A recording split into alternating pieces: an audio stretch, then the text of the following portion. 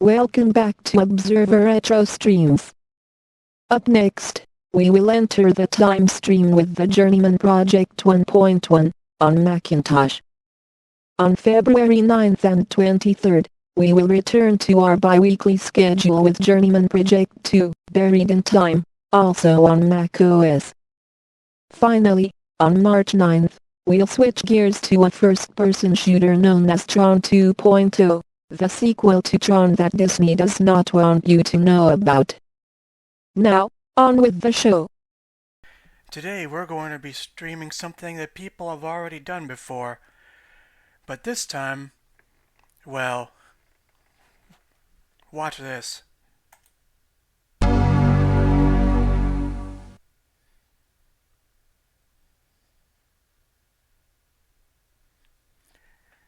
The game we'll be playing today is the Journeyman Project.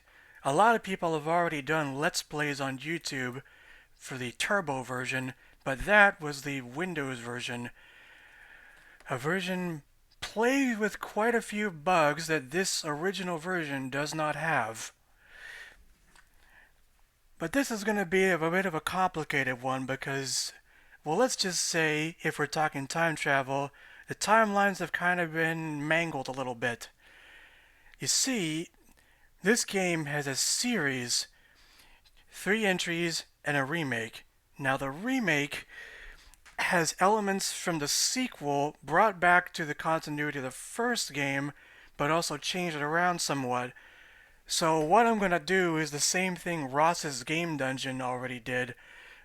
I will be showing in portions of the remake as I play, not as much as he did, but enough to give you an idea of what to expect when we go to Buried in Time, because if we just go from the original to here, it's going to come out of left field, so I want to keep everybody on the same page. Now, if anyone's wondering why there's 3 versions of this program, well, that was just to compensate for the RAM at the time. Anyway, let's go.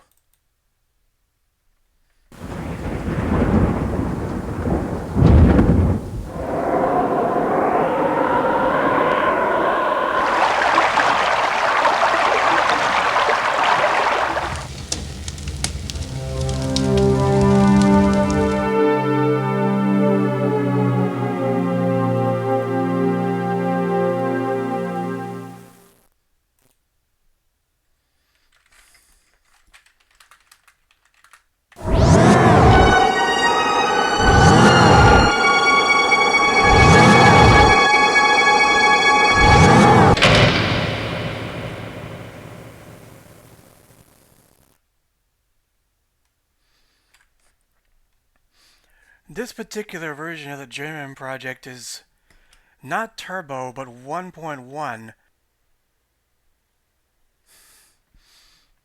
One feature this Macintosh version has that the Windows does not is a volume control.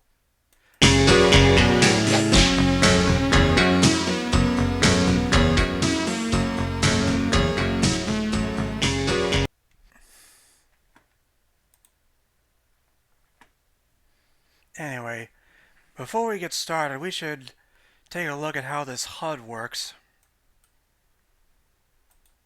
This is the Journeyman Online Help file. Roll over each part of the interface to learn more about it. That is composer Gino Andrews talking. I'll talk more about him in the sequel. You don't really see much software with rolling over things to interact with them. The digital compass displays your current heading. The energy level counter keeps you informed of how much time remains until it is necessary to leave a time zone. Never let this counter reach 0, as Pegasus will not have enough energy left to pull you back to the present. These are the inventory controls. Use the arrow buttons to scroll through the objects in your inventory. If you wish to use an object, just drag its icon from the inventory window to the object in the main view window that you intend to use it on.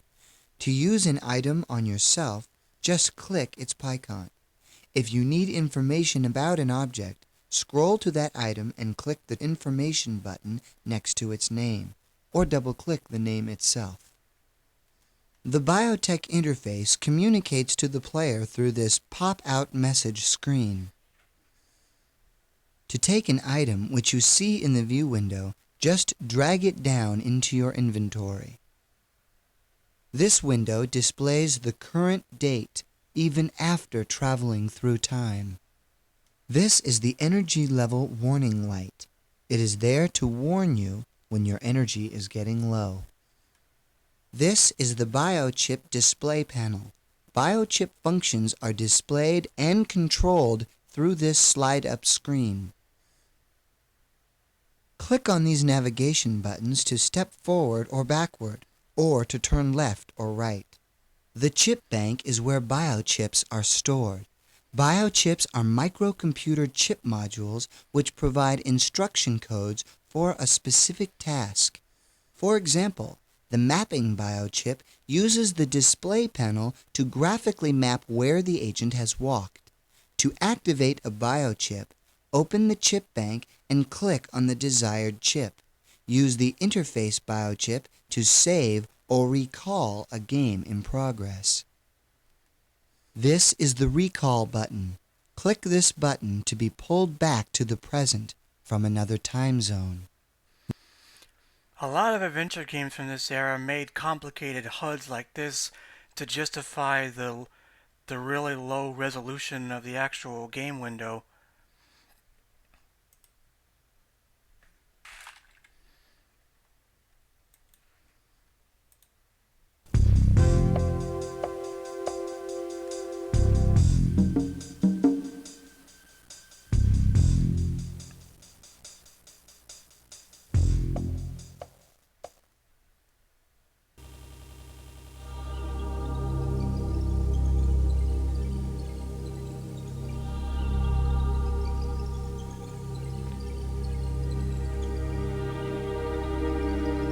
The year is 2318. The location, the skyborne metropolis known as Caldoria.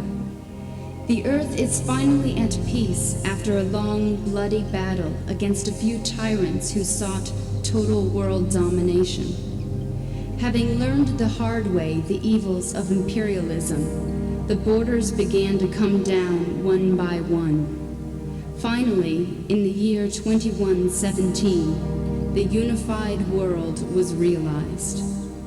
Now, all that we have accomplished is being threatened by the power of time travel.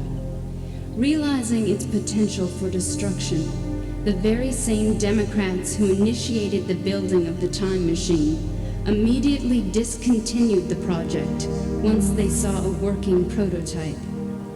Temporal travel now being a reality, they brought the time machine to a secret location and formed an agency to protect the flow of history. The project, codename Journeyman.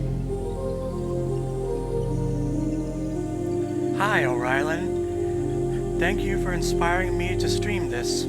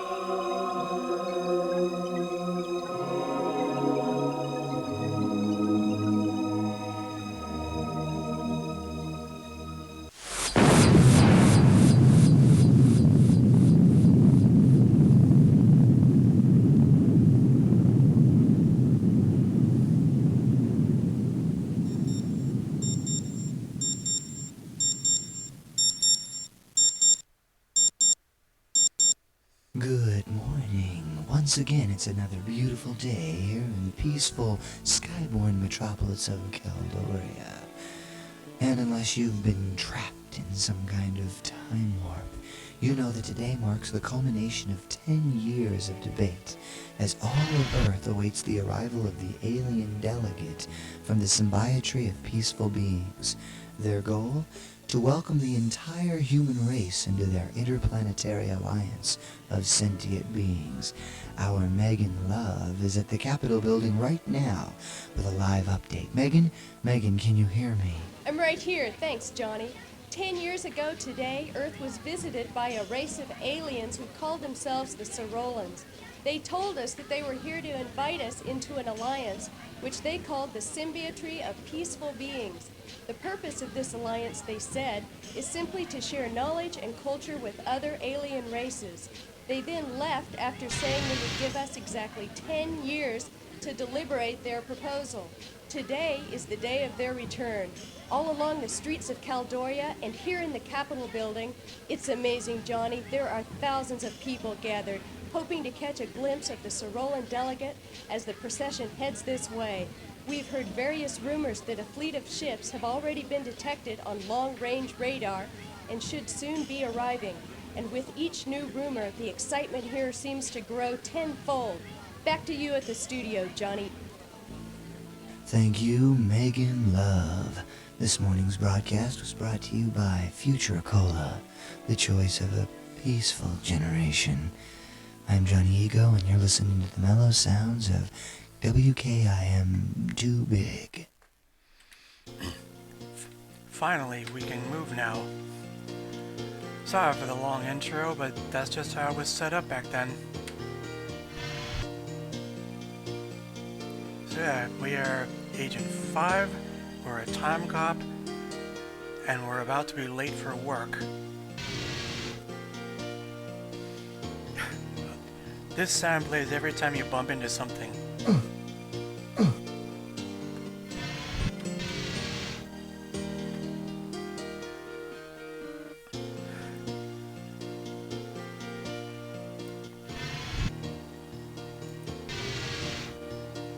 Each item you have has flavor text for it.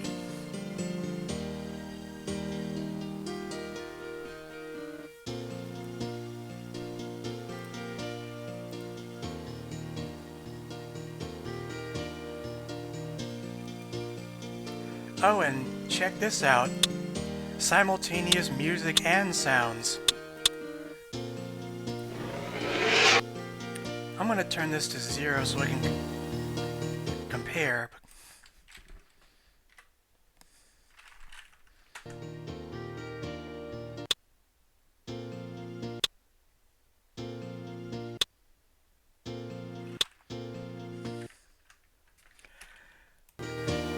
See, that's the same problem Myst had. When converted to Windows 95, they couldn't have music and sound both at once. I think it's partly because this game was made in Director, and the other one was C++ or something. Anyway, let's take a look around our place.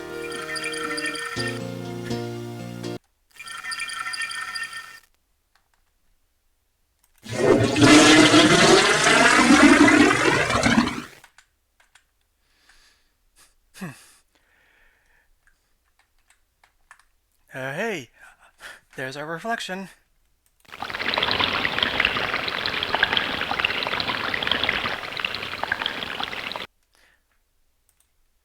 So our HUD is just a monocle we wear like a certain anime character. Now this is where I'm going to start my Pegasus Prime comparison.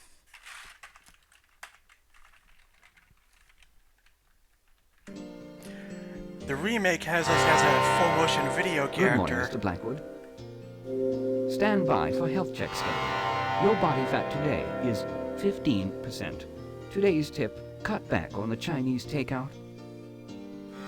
Please choose a hairstyle. Agency standard.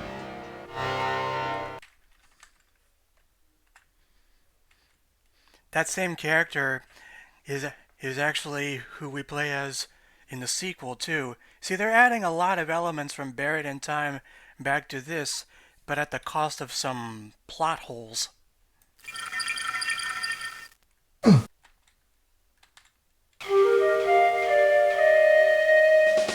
Pretty Spartan living quarters too.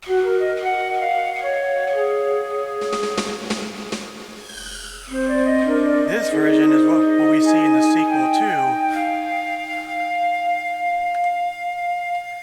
But hey, this ain't just a couch. Watch this.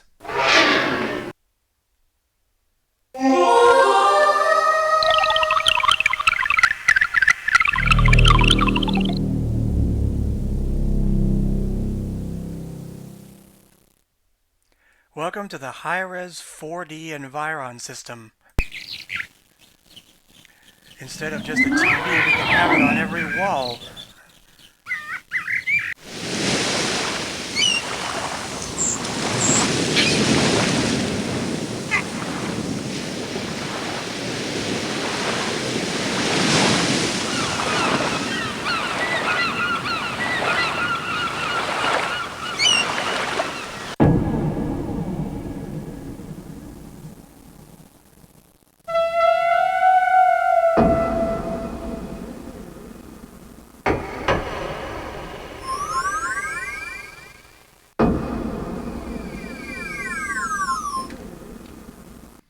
And we don't just have visuals too, we have music as well.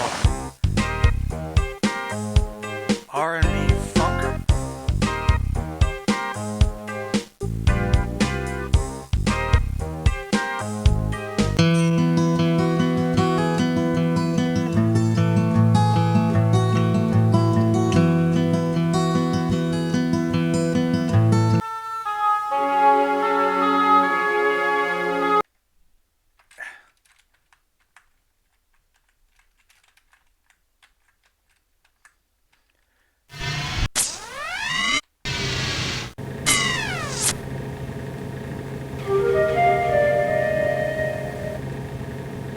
Wonder if our neighbors are still home. I'm not home right now. Susie, if this is you, meet me down by the Capitol building. I got an absolutely torrid spot to watch the procession.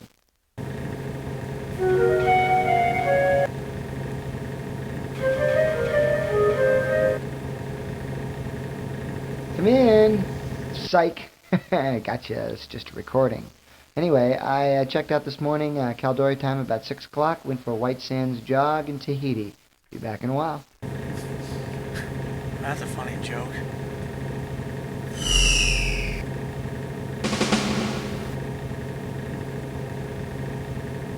I'm on vacation. I won't be back for... 2 weeks, 5 days, 6 hours. Thank you.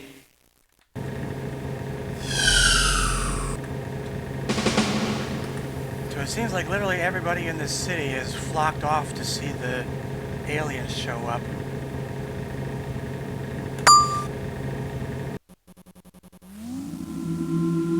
Second floor.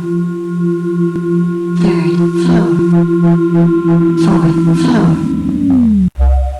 Roof access.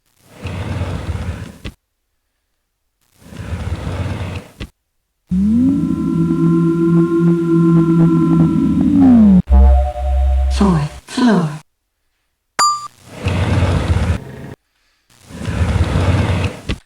Here's a little developer joke a lot of people have noticed.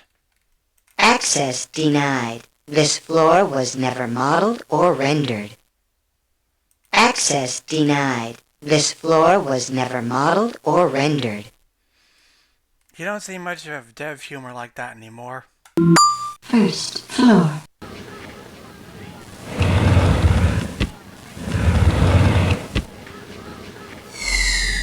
Keep in mind, guys, that we're inside a flying city who knows how high in the air. Probably thousands of feet. Like, definitely beat Bioshock Infinite to the punch. This unit is vacant. For more information, please refer to the Caldoria kiosk in the lobby.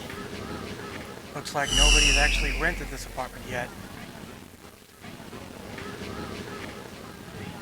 Now, a problem with this compass, I was going to say, is that sometimes it goes blank at certain points.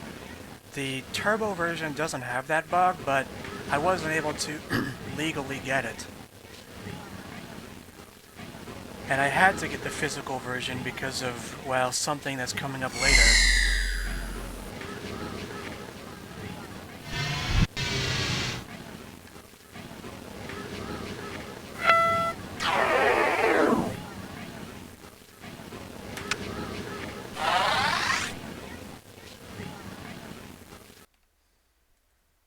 Welcome to Caldoria Heights Apartments, the best view of Caldoria. While here, please feel free to visit our rooftop observatory. Located directly across from the Capitol building in Sector 3, Caldoria Heights plays host to a number of luxurious accommodations. Our 15 units offer ample living space and the very best views of the city. Aluminized steel plumbing and titanium bathroom fixtures are standard. And topping off this list of distinctive features is a high-res 4D Environ system built into each and every living room. Designed for metro properties by Marco Giappitti, Caldoria Heights offers comfortable accommodations in an attractive environment.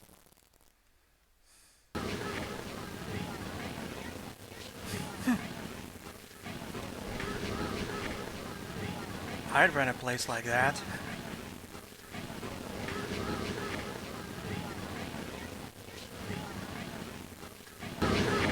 Well, there it is, the alien ship. We can't see a crowd, but we can definitely hear one.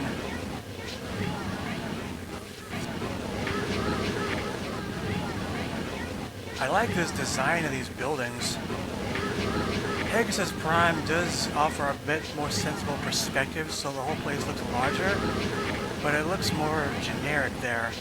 The sky's not blue there either.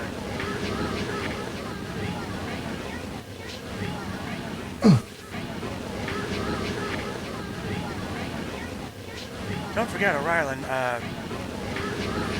Ross's Game Dungeon mentioned that since this is prime real estate being up in the air, the rules might be different.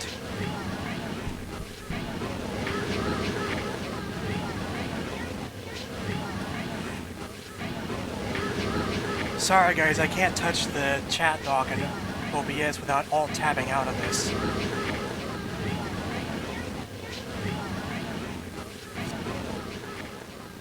Now, I'm gonna save here because this game has deaths, a lot of deaths. They're not as malicious as Sierra, but there's no autosave because it's this old.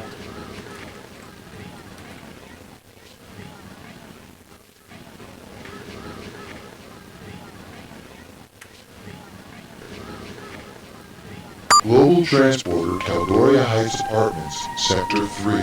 Searching for open transport route now. Route accessed. Upon entering, transport card will be required. Thank you for using Global Transport.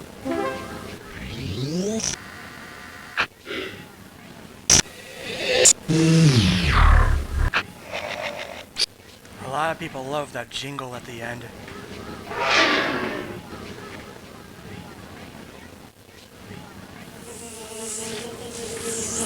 Foreign organism detected and transported. Please hold for tracking and sterilization process. Foreign element eliminated. I see somebody watch The Fly. Please insert your global transport card now. Oh, we're actually late for work. Do they mean we're fired or something else?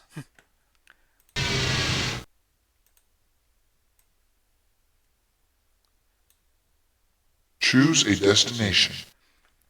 So this is the destinations that we personally have access to. We're supposed to go here, but I'm feeling interested in Tokyo.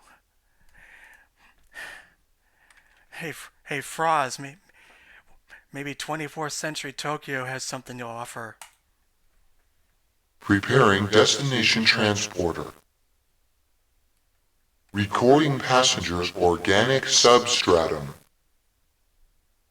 Prepare for molecular disintegration.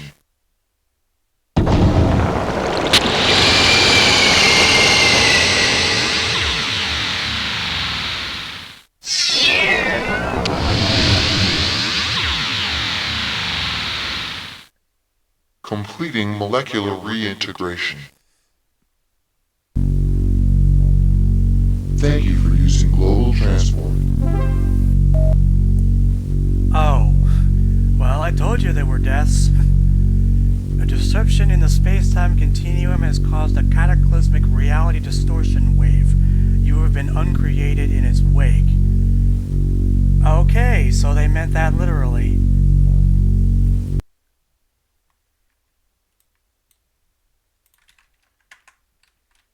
First floor. Now, unfortunately, I don't know if the Turbo version has this issue or not, but there's only a limited amount of spots where you can reload from. It sends you back to a fixed point, kind of like what the original Myst did.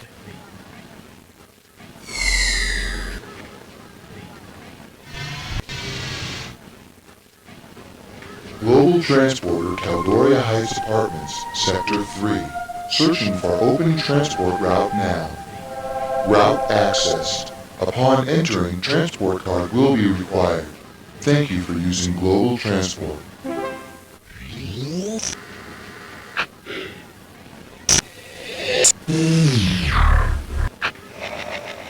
These sound effects are so... You can tell how customized these sound effects are. The later game just went for the generic $1,000 sound effect pack used in almost everything.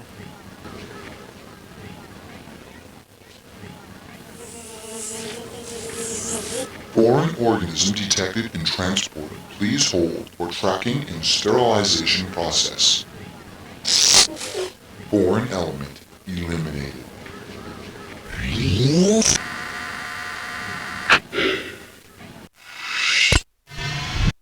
Please insert your global transport card now.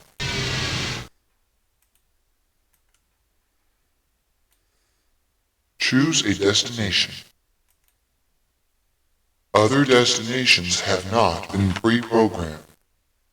Choose a destination. Preparing destination transporter. This time we get a camera feed so we know we did it right.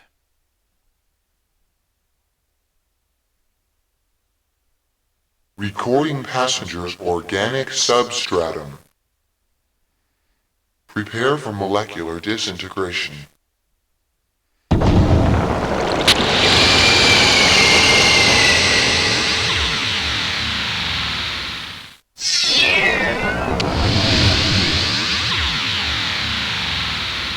Completing molecular reintegration. Thank you for using global transport.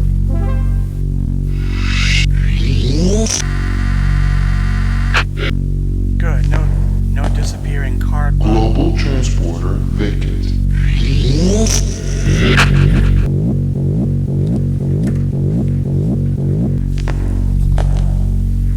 So this is supposed to be some kind of security scan.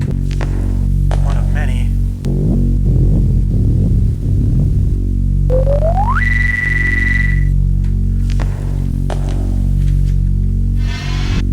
Uh-oh, I gotta enter the anti-piracy code, and that's why I bought this physical. There's actually 3 of these.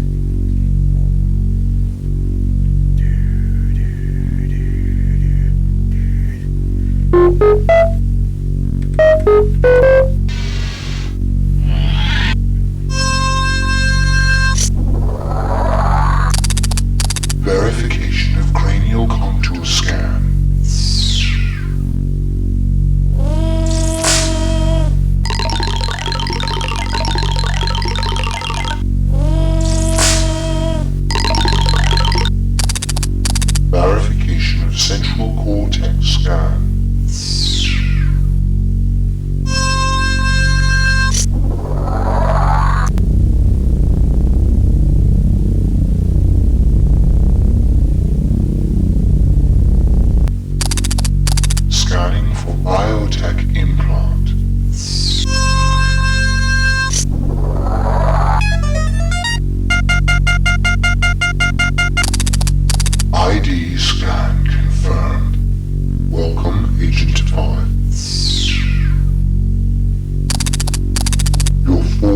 late arrival has been verified and logged. Please report at once to the command center.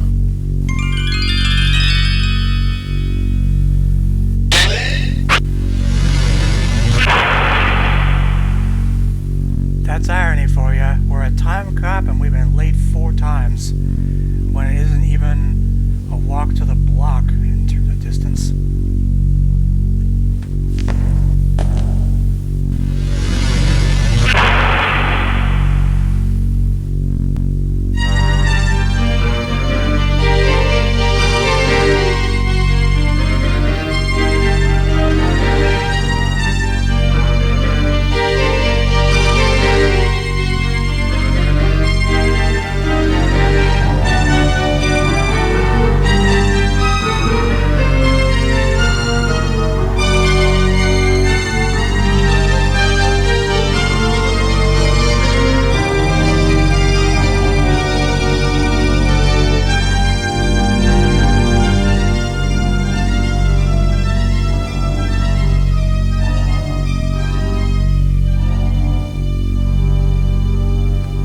I didn't want to talk over the music, because it's a really nice track.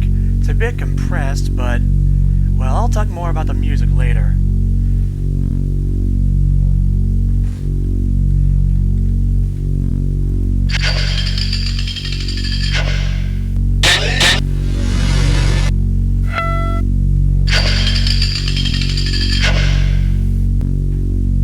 Now I'm sure you're thinking, why is this place empty? Well, that's one hole the remake fills in. See, you weren't just late there, you were also holding up your coworker, Agent 3.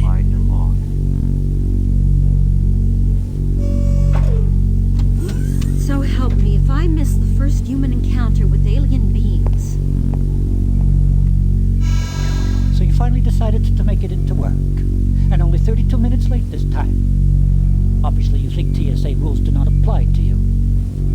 Well, you are wrong. As of now, you're grounded. 1 week of review and data cleanup work in the command center, and you can start by reviewing TSA agent procedures, which you've obviously forgotten. So yeah. Mandatory review session scheduled. Activate upper left monitor.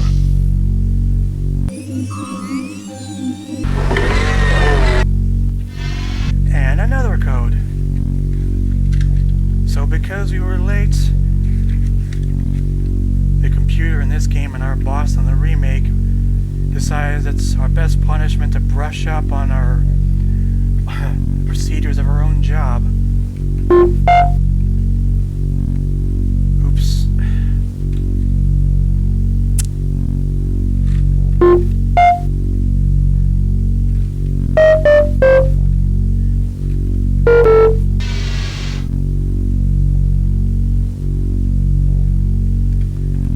I could find the codes on line send-in switch, but I just feel better having the whole manual with me. Who's up for tutorials? The Particle Accelerating Space-Time Transporter version 1, otherwise known as Pegasus, was the brainchild of part-time historian, full-time physicist Elliot Sinclair. In 2311, after seeing Sinclair's time-bending experiments, the government contracted him to build a full-scale operational time machine. The purpose of this device was to explore our past, as well as to discover the truth behind many disputed historical events. Just 4 years after the project was begun, the world's first time machine underwent its first test run. However, due to mounting concerns by individuals who believed that the machine would be used not only to explore history, but also to alter it, the test run would be the first and last time that the machine would be used for research purposes. The project was discontinued, and Sinclair was forbidden to ever work on time distortion projects again. Time travel now being a reality, the government secretly set up the Temporal Security Annex as a means to safeguard history from sabotage. You, the members of the Temporal Protectorate, are among the very few who know of its existence. One interesting factoid is that this woman talking to us, played by Christy Pado, is actually listed in the manual as the TSA computer-generated persona. That's actually carried forward into Pegasus Prime as an AI biochip instead of this window. And another point is, in the Turbo Windows version, these video files were stretched like this way. Even the warning light got warped too, and oh my god, it looks so ugly. So that was background. Now on to theory. The simplest analogy for the theory of time travel is that of a tunnel in time. When someone travels through time, a tunnel is created which originates when travel is begun and ends when the traveler lands. If some event in the past is altered, theory states a rip occurs in the fabric of time, which gives rise to a temporal chain reaction. This chain reaction takes the form of a reality distortion wave and could take anywhere from a few seconds to several hours to reach the present. Of those who aren't uncreated when the distortion wave hits, many will suddenly have a new life, and the past as we know it will cease to exist. Traveling back in time before the distortion wave hits, though, allows an agent to jump over the distortion wave and escape its effects. So as a member of the Temporal Protectorate, you alone will have the ability to jump back in time and prevent the corruption from ever happening. And to ensure that it doesn't happen again, you'll have to discover the source of this disruption and bring it to a halt.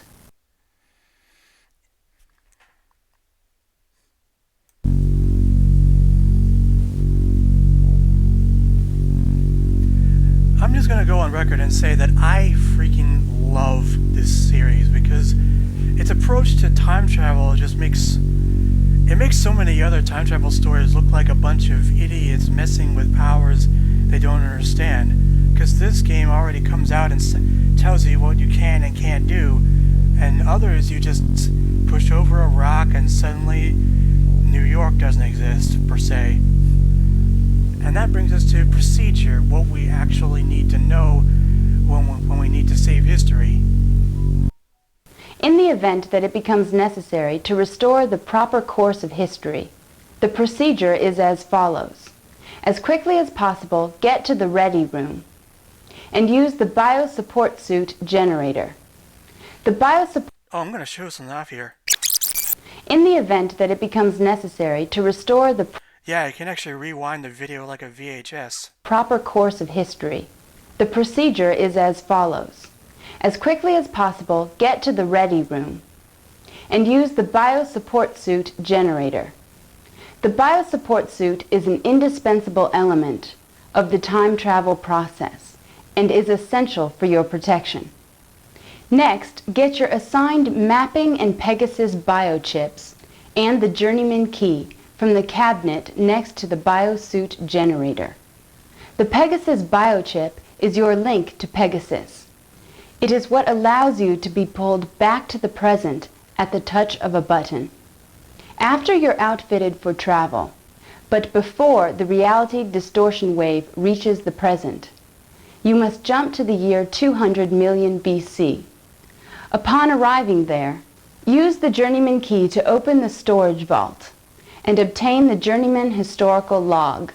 Since it exists at a point in time previous to any likely temporal changes, this disk serves as a source of unaltered historical information. To discover how history has been changed, head back to the Temporal Security Annex and insert the Journeyman disk into the computer. It will be cross-referenced with the historical log, which was left behind to be altered by the reality distortion wave. Knowing how, when, and where the past was changed should give you the information you need to restore the proper flow of history. A word of caution, though. Time is very sensitive to change. In order to keep from altering history worse than it already has been, try to solve the problems you encounter without changing anything. As a rule, a temporal protectorate agent should never interfere with any events of the past. Never leave anything behind that came from a different time. Never remove any historically important objects from a time zone. And above all else, an agent should never interact with beings from another time zone. Well, that sounds simple enough.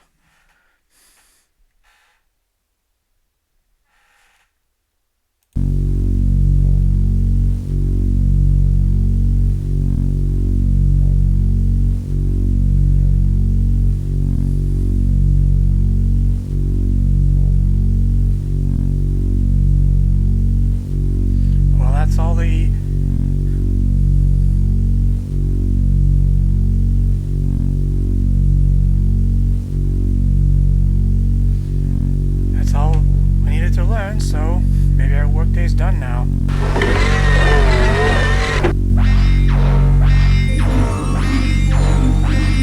Uh-oh. Warning, warning, warning. Temporal rip detected. Alert status Alpha. Temporal distortion imminent. Agent 5, proceed to ready room. Well, now we know why we were uncreated. So there's the temporal distortion wave coming at us, and it's moving pretty slowly, but I wouldn't want to hang around since we already know what happened, so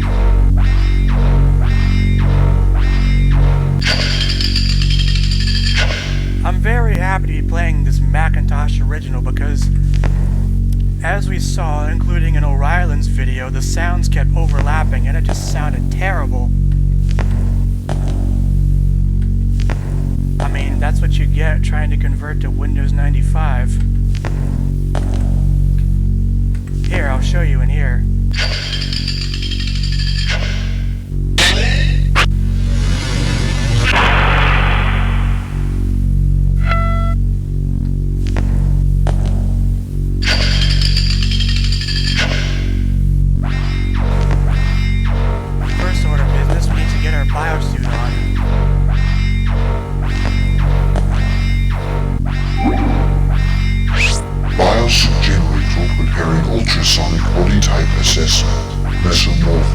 Infrascanning exact body dimensions.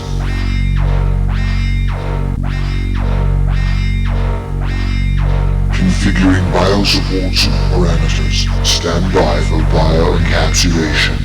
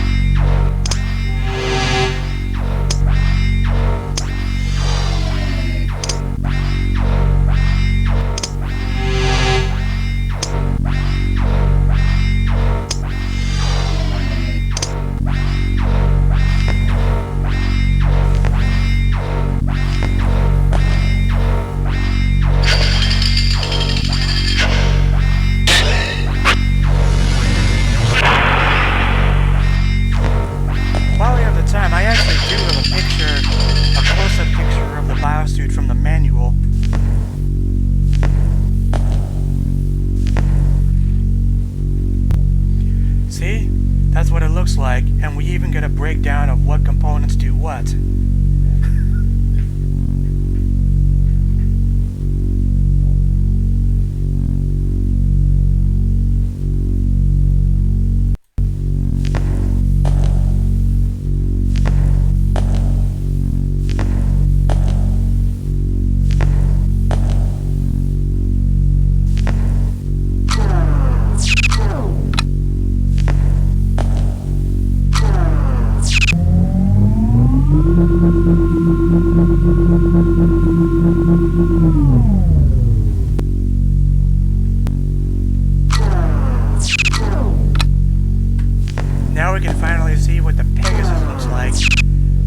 giant centrifuge like what they use to train astronauts.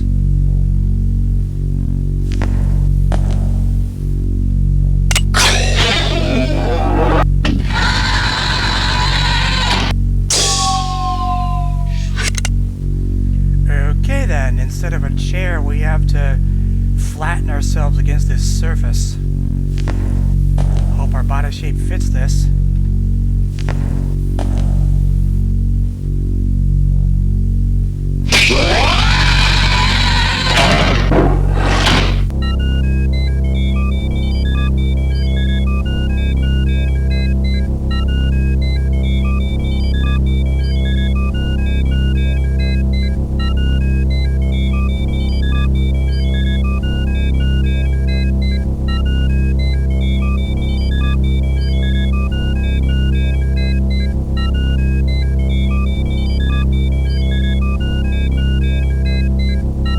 Select a destination from the listing on the left monitor.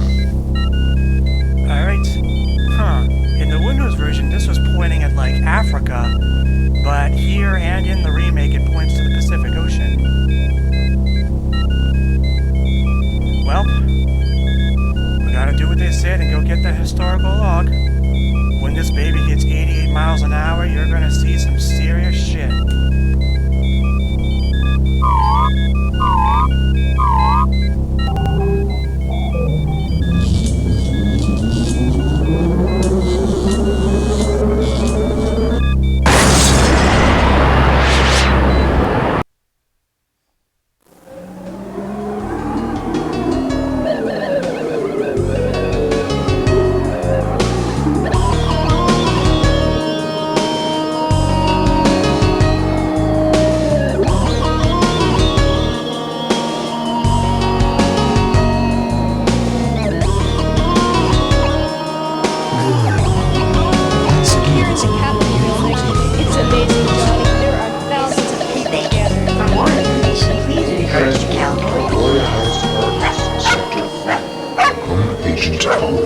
Late arrival. I will assassinate thee, so delicate, my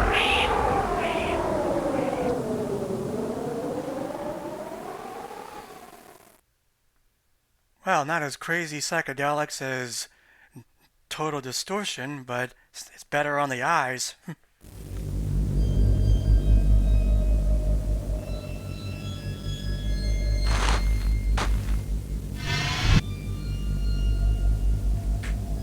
One feature the tutorials doesn't show is that if you click Command and the letter of the biochip, then you can auto cue it on the fly. Same principle applies in the sequel.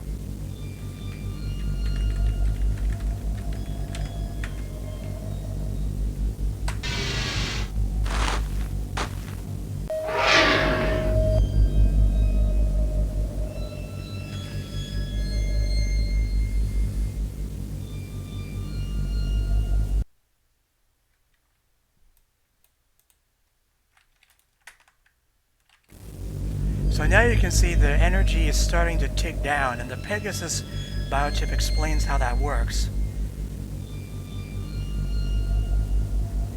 See, the machine above the time machine is generating a huge amount of energy, and that energy is what's tethering us here and how we travel back. If this hits zero, we're basically stuck here forever, and that leads to another death.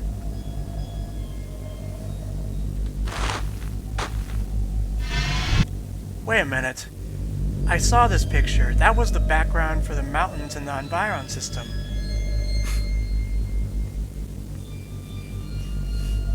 I guess somebody must have gotten that for me.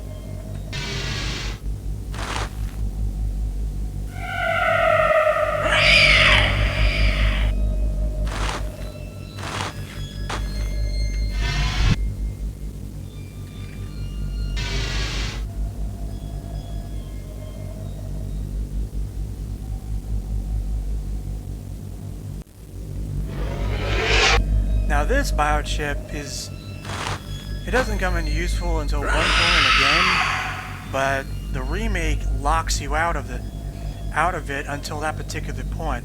I asked somebody why, and they said it was because it corrupted save files.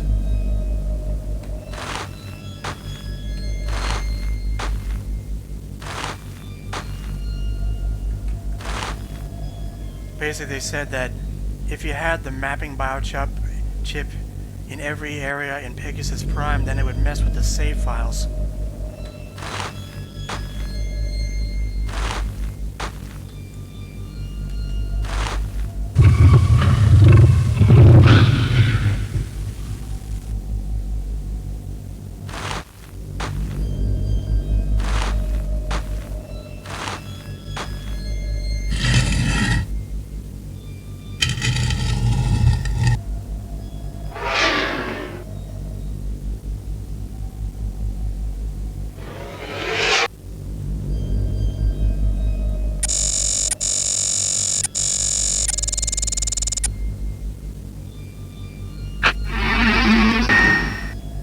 What do you know? It's a literal optical disc.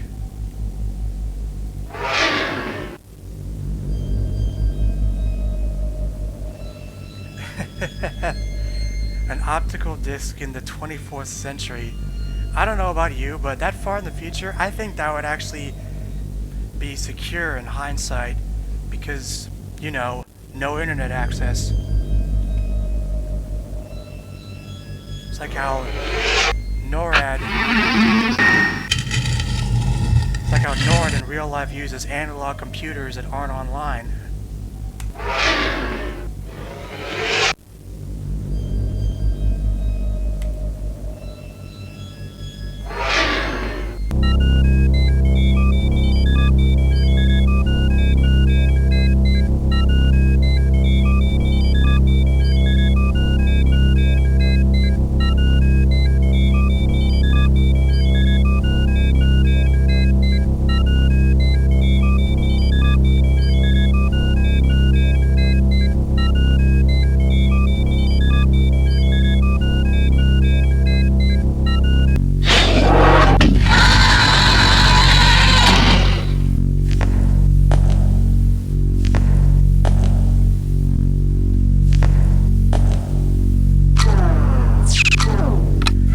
They say in the manual that the TSA makes a new copy of this disc every day, or at least every week.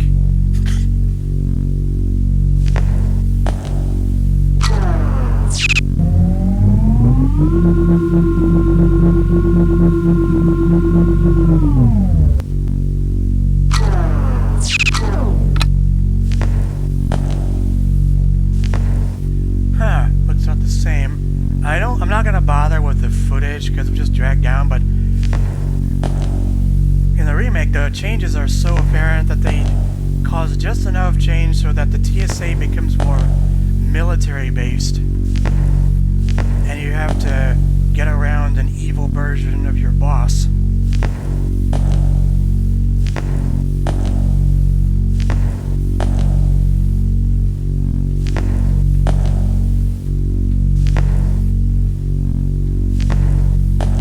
Oh, and I'm sure you're probably asking, why the heck would you put something like that in the prehistoric era anyway? Well, our handy AI biochip explains.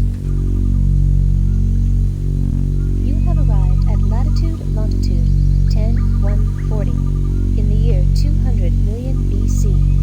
The island was chosen because it is geologically unstable and will be destroyed in an upcoming eruption, thus eliminating all evidence of TSA's presence.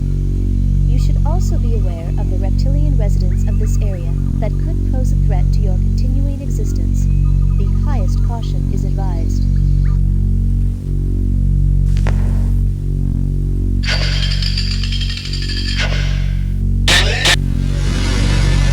So basically the TSA set that site up so, like the dinosaur hunter, the whole thing will just blow up and no evidence will exist that anyone was there.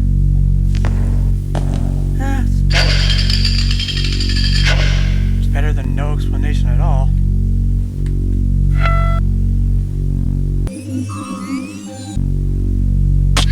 Insert log disk to initiate historical reconfiguration and comparison. this drive is a copy that was left here that's already been changed by the distortion wave. So we got a cross-reference between the two.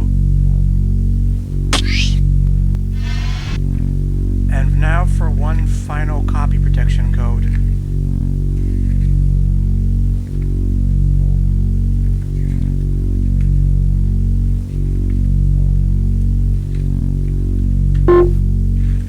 I mean, what if you forget what this is? Is history just doomed forever? And I don't mean as a player, I mean as an agent.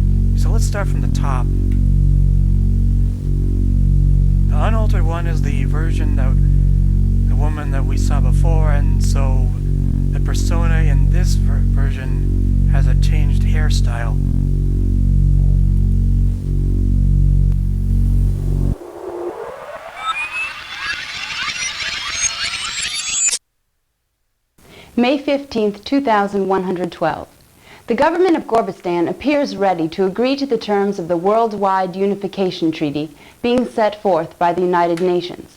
However, at least one terrorist faction disagrees with terms of the plan and expressed this disagreement by taking hostages, many of which are American. Nevertheless, it appears that the worldwide unification treaty will be signed by Pakistan and all other nations of Pakistan. Appears ready to agree to terms of the worldwide unification treaty being set forth by the United Nations. However, at least one terrorist faction disagrees with terms of the plan and expressed this disagreement by taking hostages, many of which are American. Nevertheless, it appears that the worldwide unification treaty will be signed by Pakistan and all other nations of Pakistan. Appears ready to agree to terms of the worldwide unification treaty being set forth by the Okay, so these are the time periods that changed, plus one that's just related. So let's start from the top. The unaltered one is the version that the woman that we saw before, and so the persona in this version has a changed hairstyle. May 15, 2112. The government of Gorbistan appears ready to agree to the terms of the Worldwide Unification Treaty being set forth by the United Nations. However, at least one terrorist faction disagrees with the terms of the plan and has expressed this disagreement by taking hostages, many of which are American. Nevertheless, it appears that the Worldwide Unification Treaty will be signed by Gorbistan and all other nations of the world. So, in our timeline, the entire literal world dropped all borders and just unified as one people? Well, not in this timeline. (5/15/2112), 1400 hours. Amid negotiations to work out the final details of the Worldwide Unification Treaty, a nuclear missile was launched today by the United States toward the country of Gorbistan. The missile, however, self-destructed before actually touching down. Before the scare, the leaders of this country appeared ready to accept the terms of the peace plan. Certain terrorist factions, on the other hand, expressed their disapproval by taking hostages, some American. Although U.S. government officials have repeatedly stated that they do not understand how the missile could have been launched, other foreign governments have already said that they cannot possibly sign a treaty with a country that would use such scare tactics. Thus, the Worldwide Unification Treaty, which has come so close to realization, now has little or no chance for success. Sorry about the popping audio. I think it's just a problem with the compression. I have Sheepshaver set to use way more RAM than this was designed for, but I don't think that can fix it.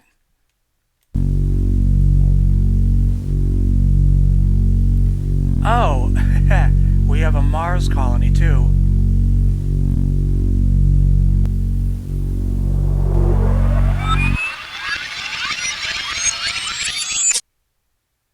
August 3rd, 2185. Early today, the pilot of a cargo shuttle approaching the Morimoto Mars colony spotted an unidentified spacecraft hovering over the colony. The sighting was verified by landing bay scanners and immediately reported to Earth. Soon after, the ship sped off toward the outer reaches of the solar system.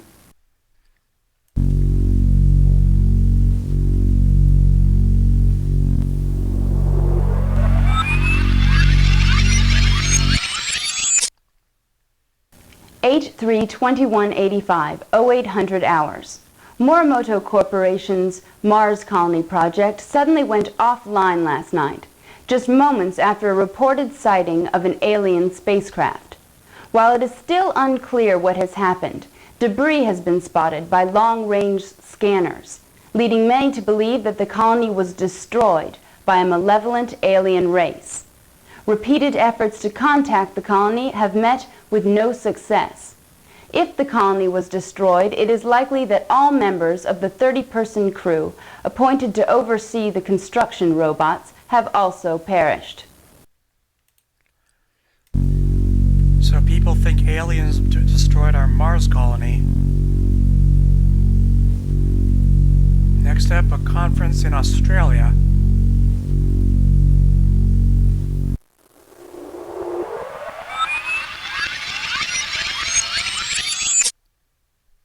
January 17, 2310. A rally was held today at the World Science Center to discuss whether or not we are ready for interaction with alien races. One speaker, Dr. Enrique Castillo, delivered a particularly moving speech. Dr. Castillo embarrassed the naysayers by systematically shooting down their arguments and thrilled the audience with visions of medical and technological advances which could be gained by such interaction. Although there were strong keynote speeches on both sides of the argument, most of the crowd appeared to be in favor of alien contact.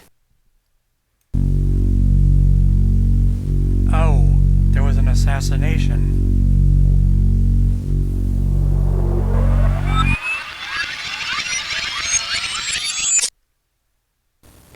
One 17-23-10, 1700 hours. A bizarre accident during a rally to deliberate the pros and cons of alien contact left a man dead earlier today. Dr. Enrique Castillo was pronounced dead on arrival at the Sydney Medical Complex after a freak accident on stage at the World Science Center. Dr. Castillo was one of the few at the rally who still believed that contact with an alien race would be beneficial to humanity. Although his views were not mainstream, Dr. Castillo's contributions to the pro-alien movement will be greatly missed. And that conference was 2 years after this date, which was actually near Caldoria. So this was same date as this, 10 years prior. This is what they were talking about on the radio when we woke up.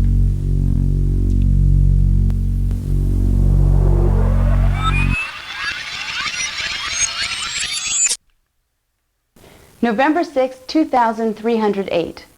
More than a century after the first recorded sighting of a UFO, aliens have finally made contact with us. Early this morning, a huge triangular-shaped vehicle entered into Earth's orbit. After 3 hours, the spacecraft came through the atmosphere and hovered over Caldoria. Moments later, the following message was transmitted over all communications frequencies. Hold on a second. Oh man, I think you're not gonna like this voice acting. We are the Solons. Please do not be alarmed. We have come because we feel that you are ready. You have reached the point where you are no longer dangerous to yourselves or others. This is why we have chosen to invite you to join us in the symbiotry of peaceful beings, an alliance of sentient beings whose objective is to benefit from the sharing of knowledge and culture.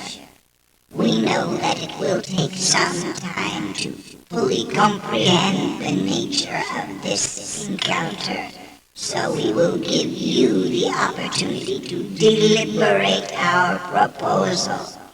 On this same day, 10 years from now, us Roland Delegate will visit you to extend a formal invitation to join the symbiotry. Until then, we look forward to meeting you in person. And as suddenly as they had appeared, the Sorolans departed. So that's what was happening in Caldoria. These aliens came by and said they would meet us in 10 years, and that's what was happening up until this change in history. But now...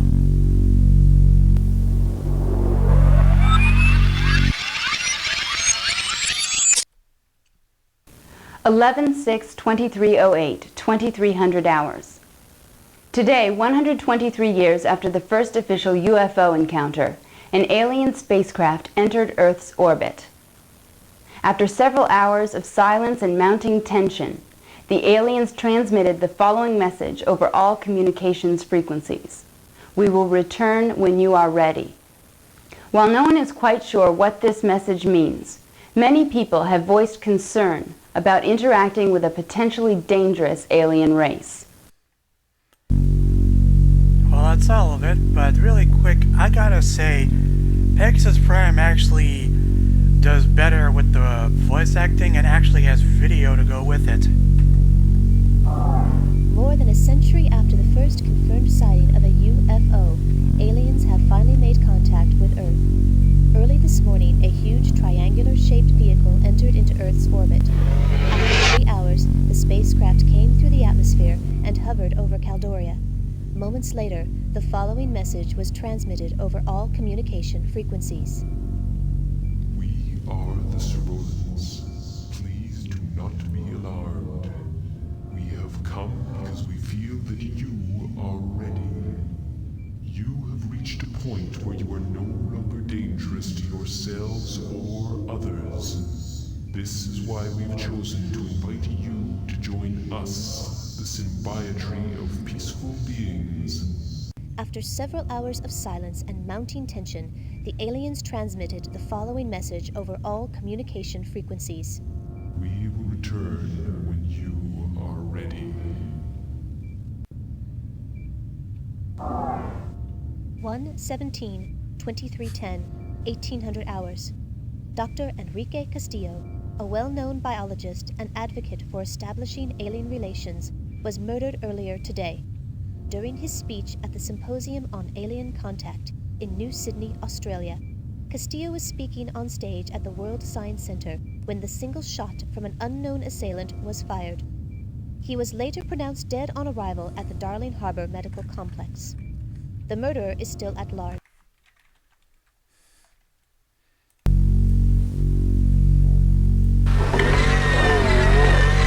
Well, with that out of the way and the cheeky FMV clip I had to show there because it was so goofy, we can finally start fixing history.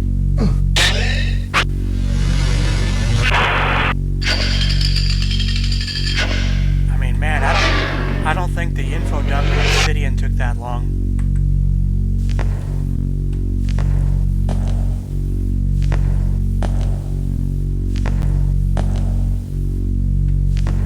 I think I have to wait for the sound effect to stop before I can make the next step. Turbo didn't do this.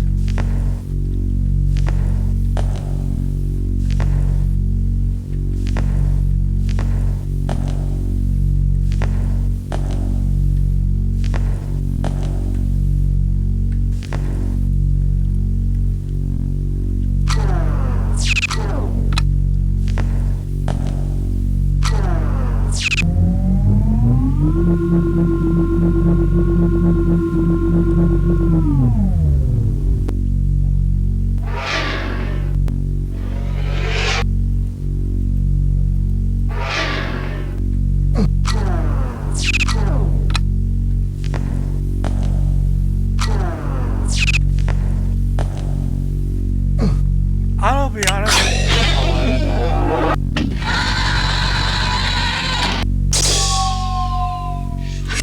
I wonder what the remake would have been like if you guys kept these sound effects and didn't go for the stock ones.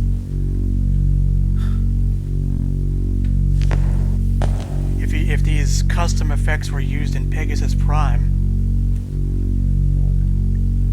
It's like how Robin Miller kept the original soundtrack for Riven when they did the remake of that.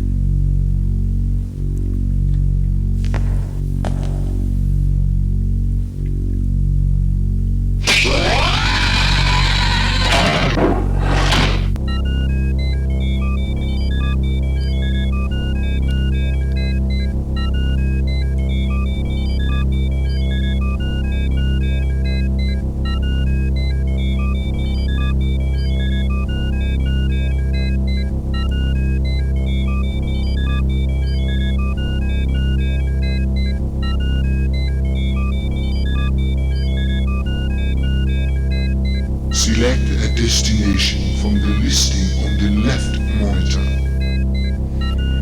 Alright, so the way this progression works is that you go to one time zone, get items you need, then move to the next in one linear motion. The remake has you jumping back and forth between different time zones because the items that were in the original location aren't there in the remake. So the first place we want to go is actually Mars, over the canyon Caprides Minor. This is the plan. Get your ass to Mars.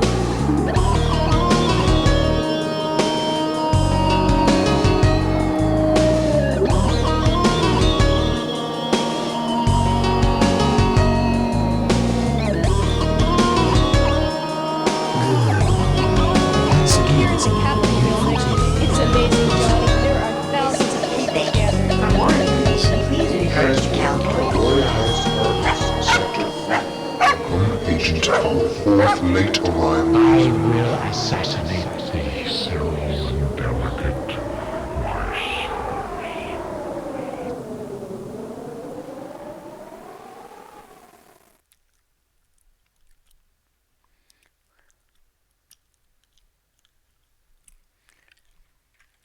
Well, here we are. Morimoto Mars Colony.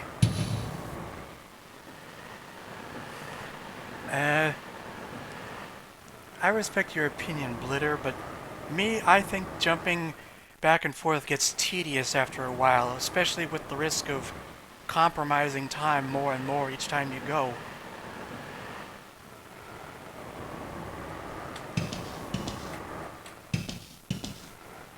Anyway, looks like we're in some kind of hangar bay. Shuttle lock active. Launch not authorized.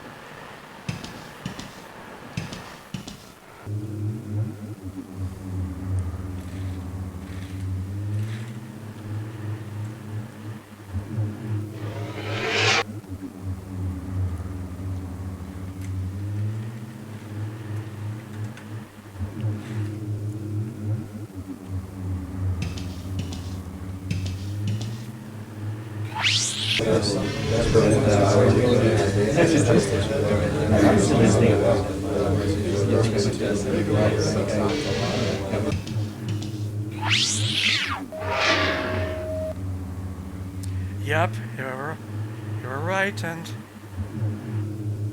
this kind of thing is why I thought the last two Avengers movies were dumb.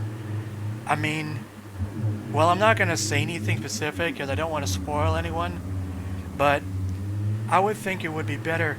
This is why I like this series.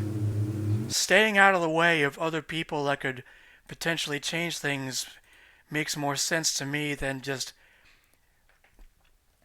messing with others for the sake of action scenes.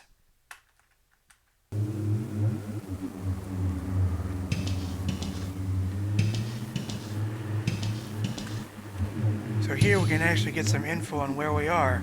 Welcome to Chrysae Planitia, more commonly known as Mars.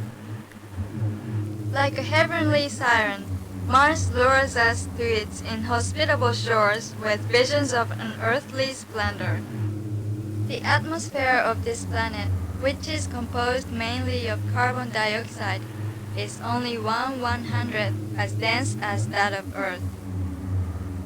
They replaced this accent with a male computer voice in the remake for us. However, thanks to an atmospheric energy shield, you can enjoy the majesty of the immense volcano Olympus Mons, the vast canyons known as Copertes and Copertes Minor, and many of Mars' other natural wonders, from within the comfort of Morimoto Corporation's Mars colony. The generator for the colony's atmospheric shield lies far beneath the planet's surface, the legacy of the miners, whose abandoned caverns this colony is built over. Construction of the colony should be completed by June of 2190. Please enjoy your stay. The Morimoto Mars colony occupies 2 square miles of space on the edge of the canyon known as Copertes Minor. If we roll over these sections, we can actually see what they are.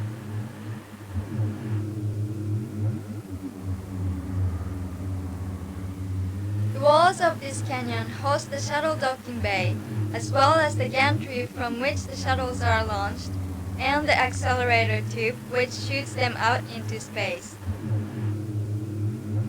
A closer look at the gantry reveals its 140-foot stretch across the canyon, and a 3-cockpit module nose which transport pilots to and from the ships. You're currently in the entry hall of the shuttle port. The red areas at the top and bottom of the map indicate remnants of the old mining colony which have not yet been renovated. These areas are for authorized personnel only. The path at the left center of the map is the main entrance to the colony. Well, since obviously we can't go into the colony itself, we're gonna have to, well, break some rules here.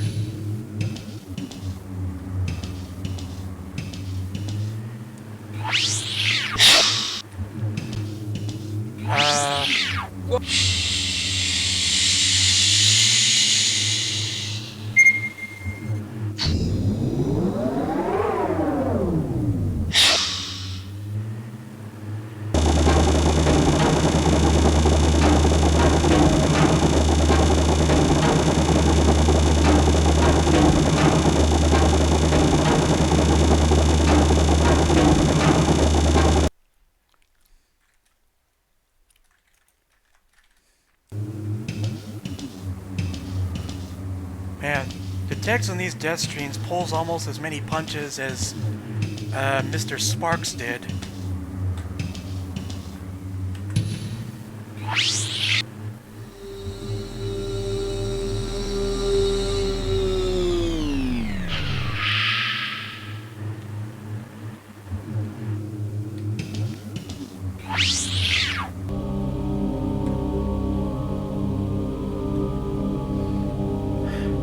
Wow, check this out.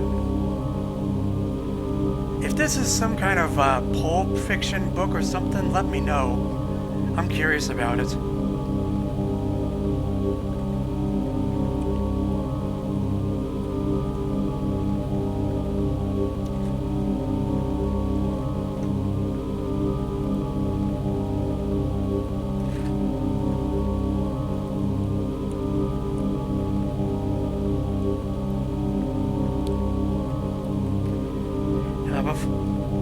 Before we do anything, I fixed your comment send in Twitch.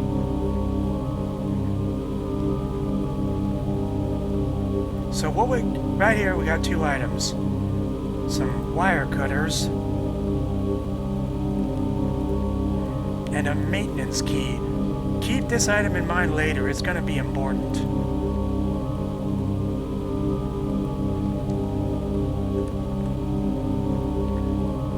One thing the remake actually adds in the new edition you can buy right now is that some of the vehicle travels sequences turn from a cutscene into a quick time event game. I'll show one of them later.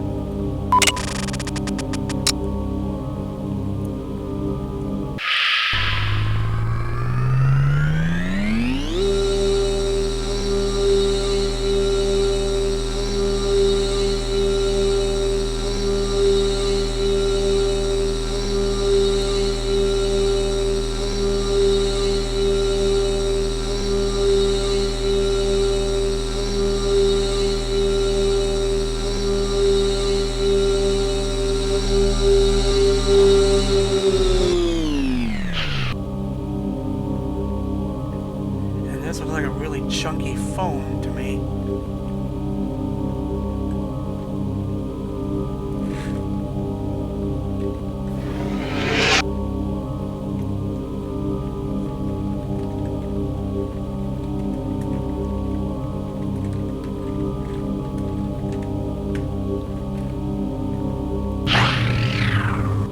If I'm saving my game, it's mostly a sign that death is coming.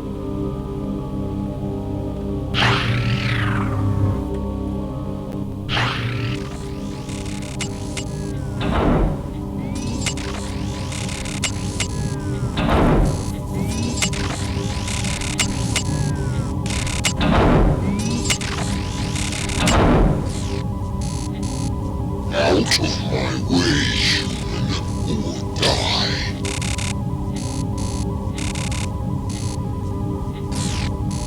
Oh yeah? Why do you want me to move?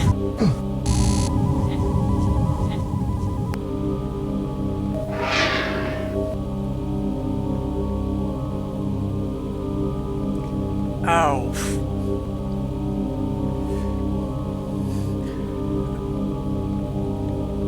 If you thought this was brutal, the version of the remake goes even harder.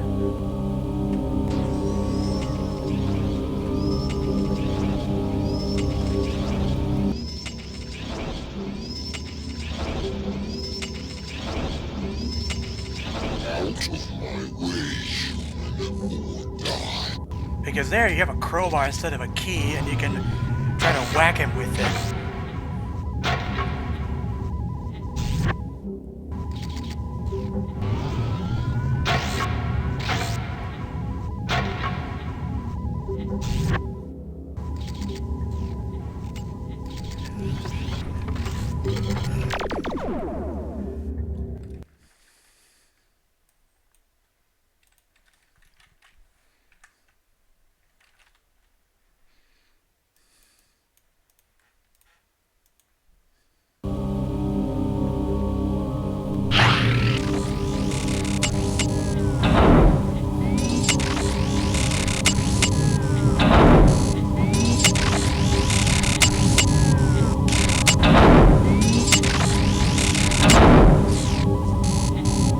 Out of my way, human, or die.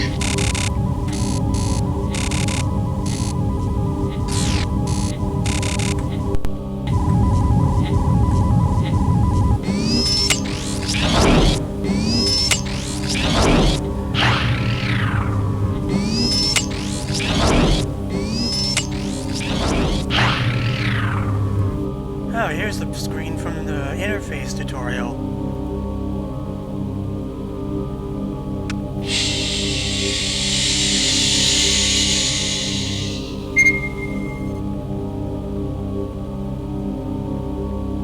And now we have an oxygen mask.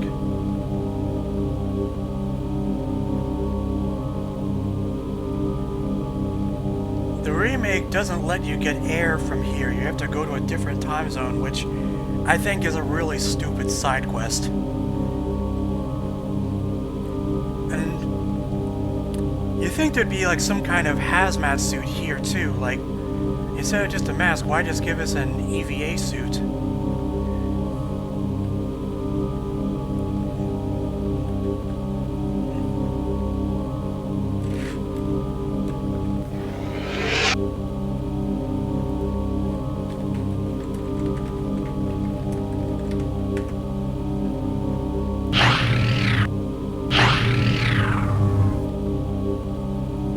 Maintenance transport disabled.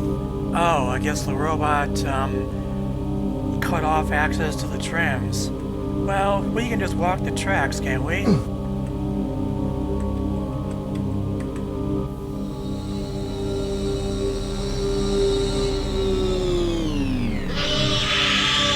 Bam!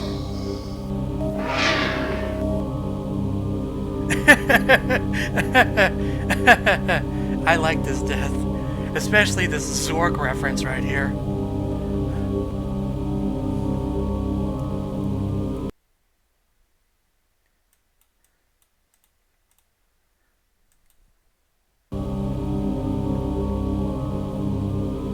Alright, so let's see what that robot was doing in there.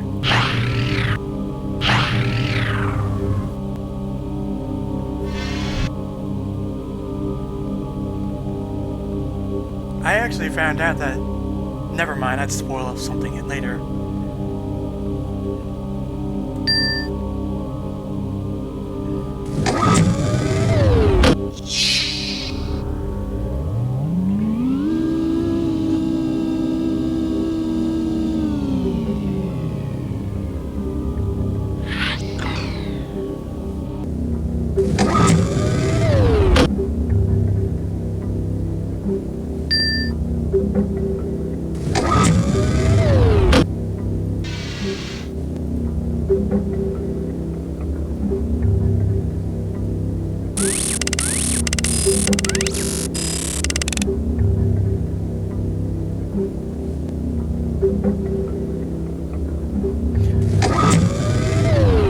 Now I want to show something else that the remake does differently. Because you don't get a maintenance key. Instead, you have to freeze the lock with nitrogen from another time zone, and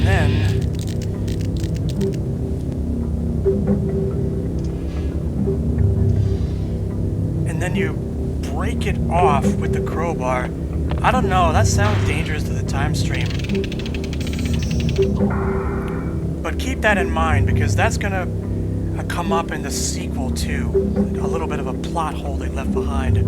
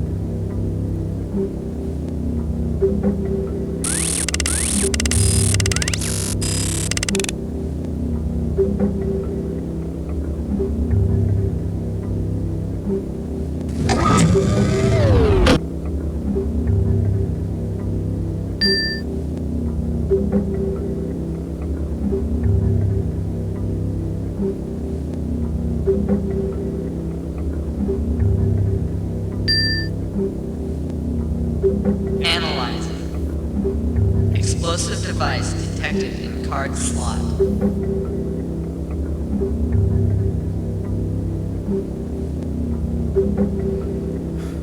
Typo right there. To deactivate the explosive device, complete the electrosynaptic connections by filling them in with the appropriate color nodes. Now to something I was afraid of. Every single Let's Player who's gone through this dreads this particular puzzle because it's absolutely random. And even if you save your game, it won't help. Now accessing level 1. Choose a color node. Yep, it's Mastermind. Node 1, red. Node 2, yellow. Node 3, green. 1 node, correct. If this puzzle operated by the actual game's rules, like say, actually tell you if something's in the right place and the wrong spot and vice versa, I'd respect this puzzle a little bit more. Node 1, green. Node 2, yellow. Node 3, red. 0 nodes, correct. Node 1, yellow. Node 2, green. Node 3, red. 1 node, correct.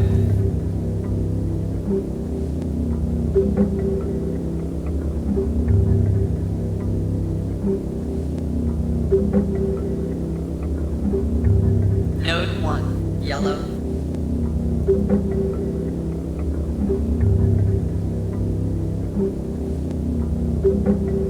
Node 1, yellow. Node 2, red. Node 3, green. 0 nodes, correct. Oh shit. Node 1, yellow. Node 2, red.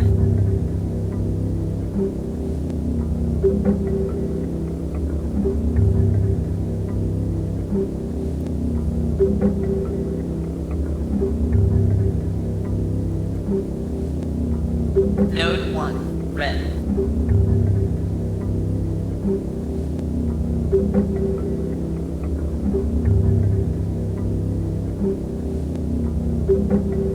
Node 2, green. Node 3, yellow. 3 nodes, correct. You have completed level 1. Now accessing level 2. Choose a color node. And with every level, there's a new color added, so the possibility of combinations is exponentially higher. Node 1, red. Node 2, green. Node 3, blue. 1 node, correct. We've only got 5 minutes to figure this out, and if I get all of these wrong, I die. Or no, it resets, but the timer doesn't. So I go back to level 1. Node 1, yellow. Node 1, red. Node 2, yellow. Node 3, green. 1 node, correct. So Node 1, definitely red goes there.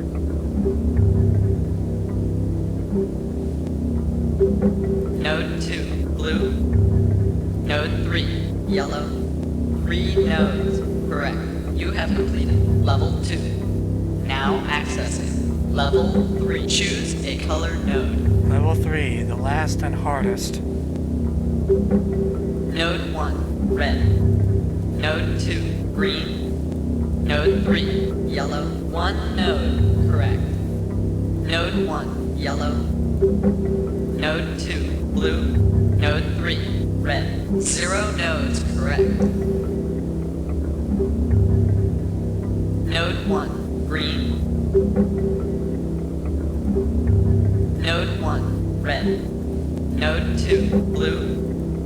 Node 3, purple. 2 nodes, correct. Node 1, red. Node 2, yellow. Node 3, purple. 3 nodes, correct. You have completed level 3.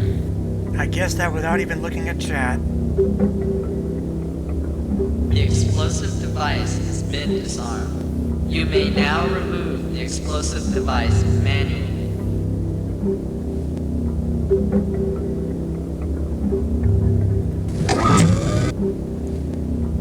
Hey, Blitter, aren't you one of the developers on this?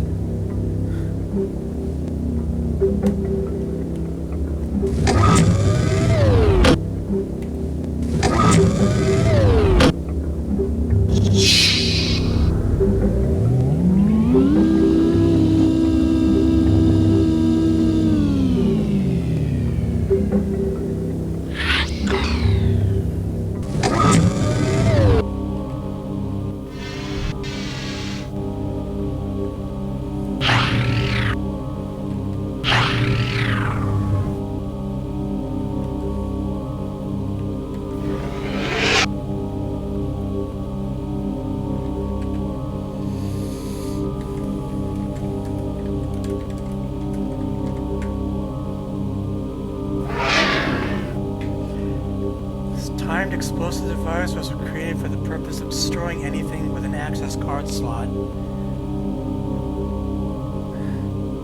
It's even connected to a fake card by a ribbon cable.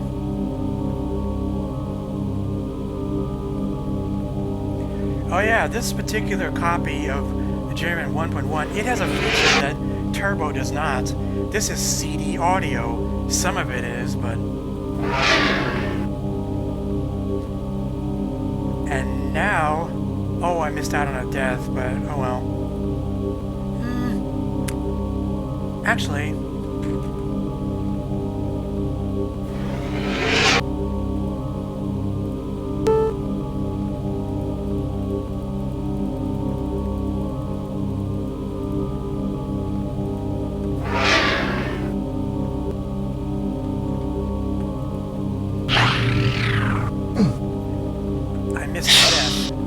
Warning, life support systems not active beyond this point.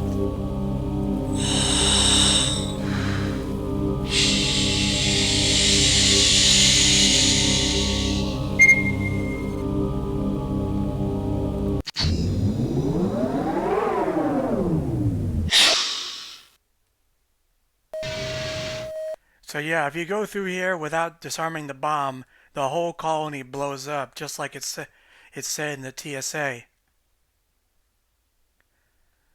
That's some epic comic book art.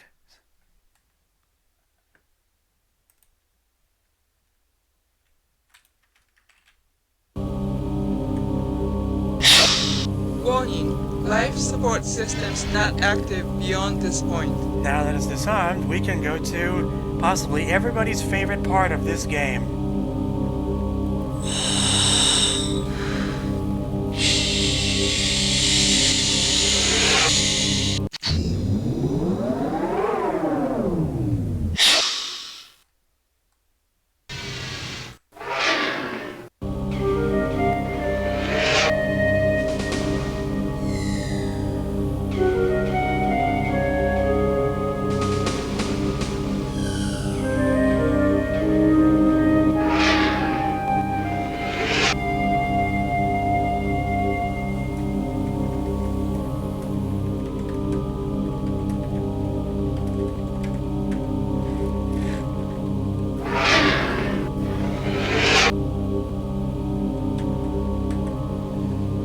Now to everybody's favorite track in the game, the Mars Maze.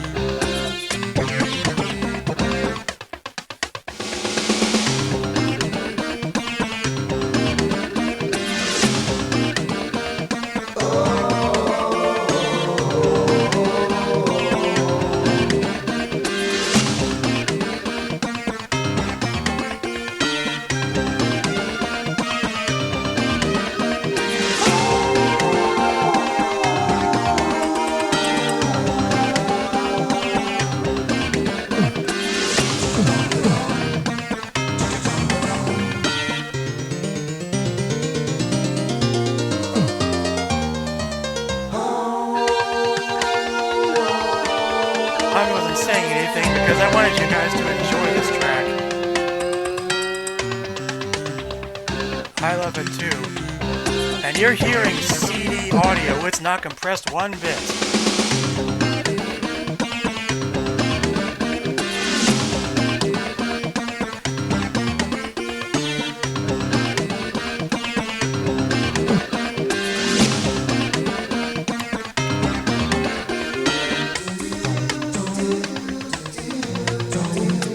Instead of red walls, Pegasus Prime is full aesthetic detail and even ways to die.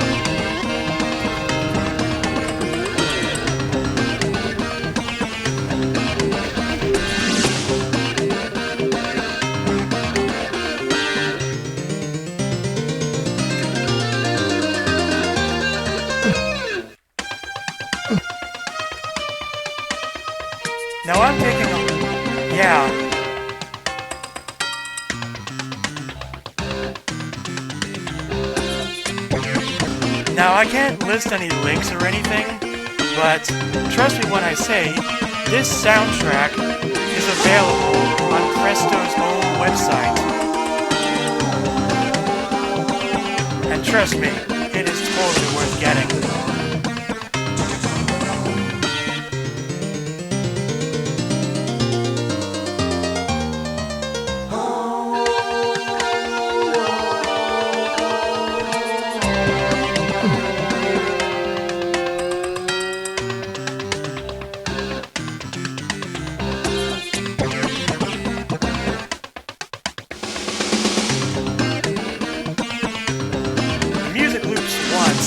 I think after that, something changes.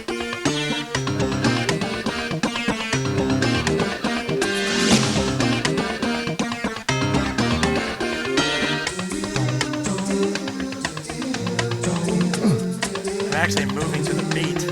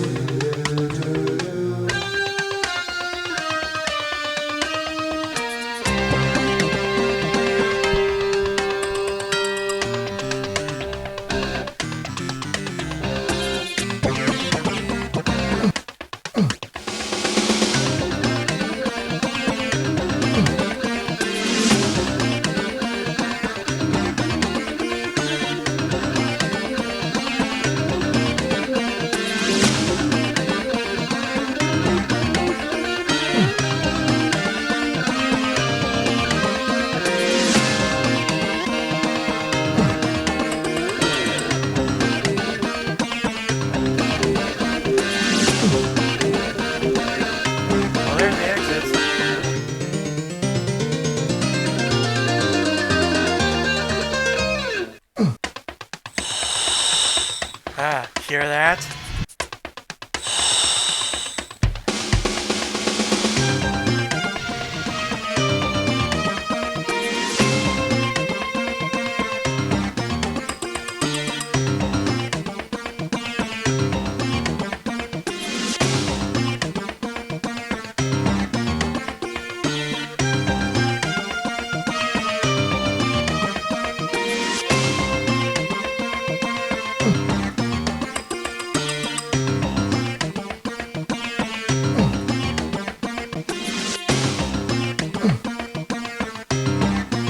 I've already mapped out the entire maze.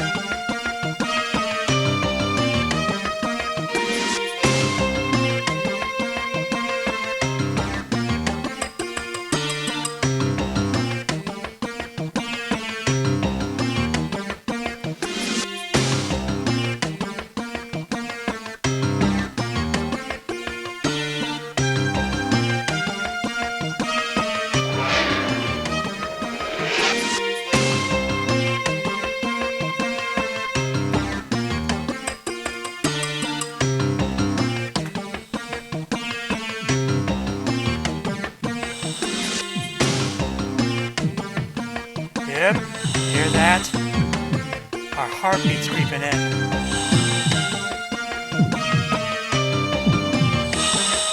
This actually...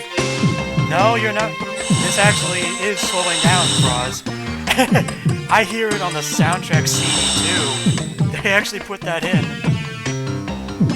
On the Lost Tracks album, anyway.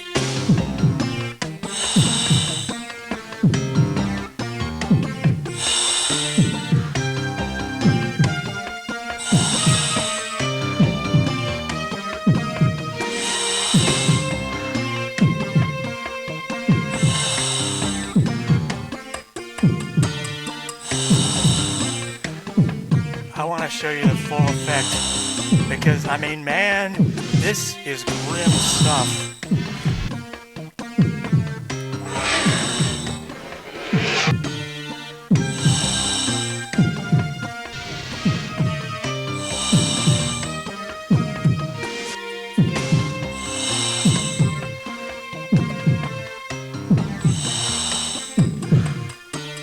doing this on purpose, guys.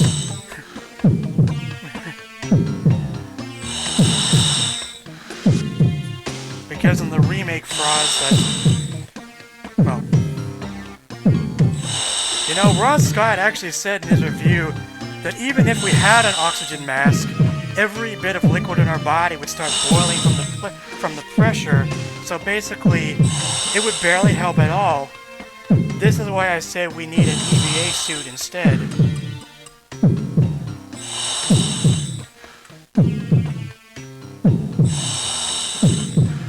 Mark Watney, where are you at?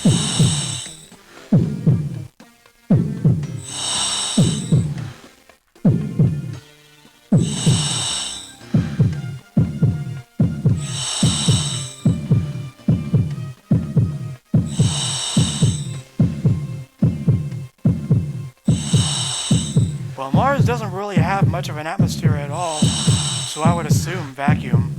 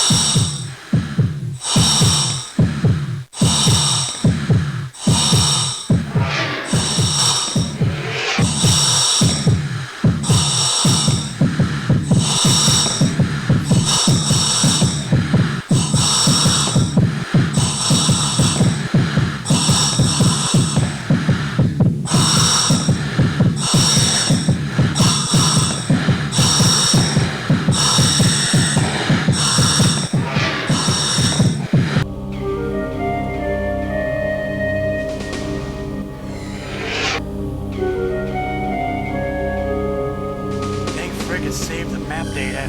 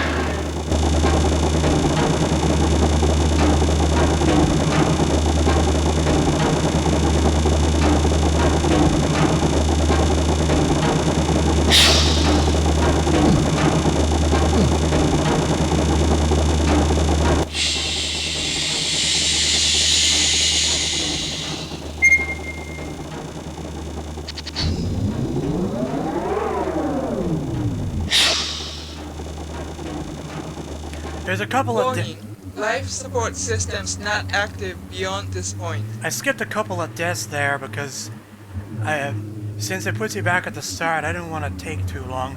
But one of them is if you miss the ore bucket, you fall straight down, just like that elevator death in Total Distortion. And the other, if you don't get off the ore buckets in time, you end up ground to pieces by an ore crusher.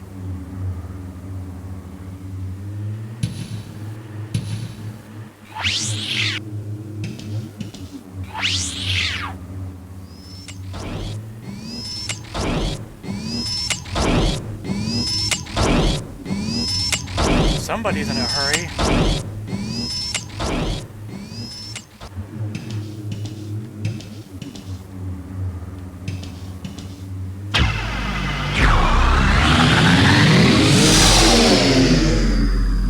Shuttle 2 has just departed from East Gantry.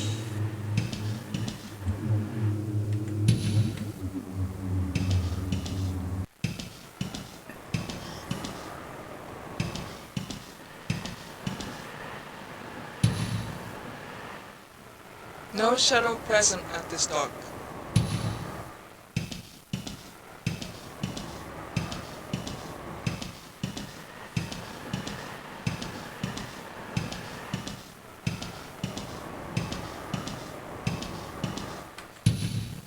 Emergency shuttle lock override. Oh, so the robot cut security to the shuttles. time to go into space, baby. And when we do that by the cockpit, this pod is going to drop into the shuttle down below. And the HUD is going to do something funny. We've got an unauthorized launch of Shuttle 2, over. I copy that. Launch of Shuttle 2 confirmed. What is Shuttle 2's current location, over? Shuttle 2 appears to be headed towards the launch tube. Hang on a sec. We have an unauthorized breach of security in Shuttle 3, over. Current location? Shuttle 3 is still at bay in East Gantry, over. Roger. Sending security force to East Gantry. Requesting manual override on launch sequence for Shuttle 3, over. That's a negative. The whole security grid on the East Gantry seems to be down.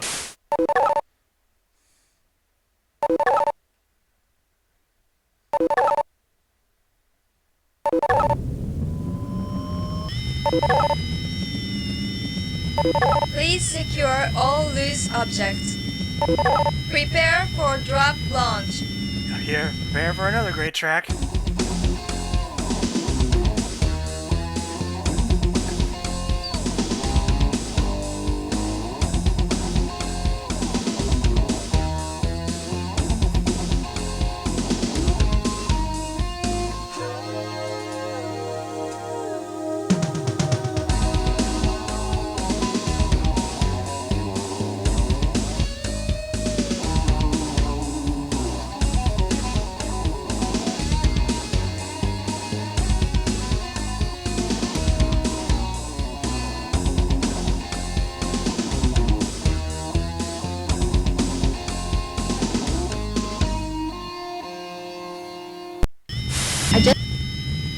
Configuring launch matrix. Generating propulsor waves. Stand by for atmospheric breakaway.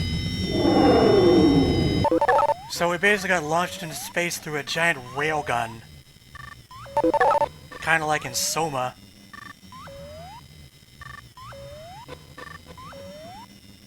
The graviton cannon is a highly destructive combat weapon. The energy damping beam will safely drain a targeted ship of energy for tracking purposes. The tractor beam can only hold a targeted ship whose energy level has been drained below 10%. Attention tower, shuttles 2 and 3 have both armed their weapons systems. It looks like the lead shuttle has locked its graviton cannon on the alien spacecraft. Estimated time till intercept, 5 minutes. So this is a really simple space sim. I haven't been in space combat since Inca. Unfortunately, due to director speeds, the ship is moving a lot faster than it normally would, kind of like what was in Turbo. So it's going to be a bit harder to hit. Now this can go 3 ways. We either wait for 5 real-time minutes for this robot to shoot down the alien ship, we can blow it up with a graviton cannon, or we can grab it with the tractor beam when its energy is low enough. I'm going to do the third, partly because of the scoring system, but also because we'll lose something if we blow it up. Now, the graviton cannon is a highly destructive combat weapon. We can hit this ship with the graviton cannon twice, but not more than that, and in the remake only once. So you can see its energy on the upper left. The energy damping beam will safely drain a targeted ship of energy for tracking purposes. The tractor beam can only hold a targeted ship whose energy level has been drained below 10%. Yeah, for some reason, Send in Twitch, this game has a karma system, although I don't know why, because all we're taking down are just robots, not humans.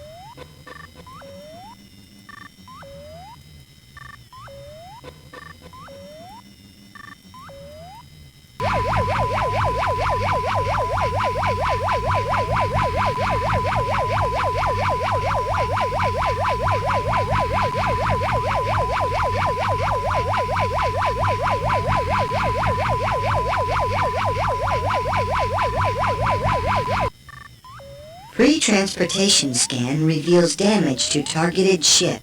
In its attempt to break free from tractor field, all onboard electrical systems were overloaded.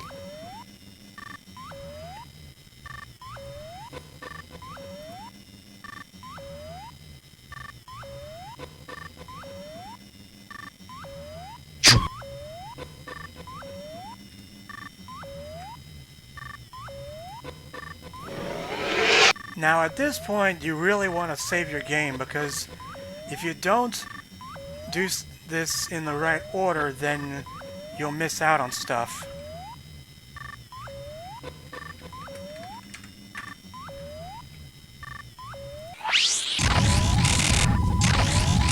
The alien ship must be destroyed.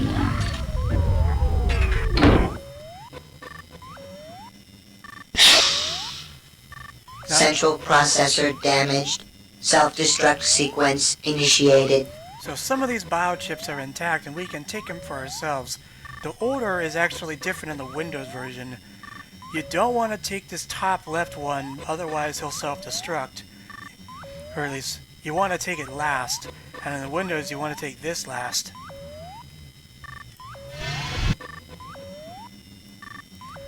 And for some reason, I can't take this one. I know in the Windows version, you could get a trace biochip, but I can't get it here at all.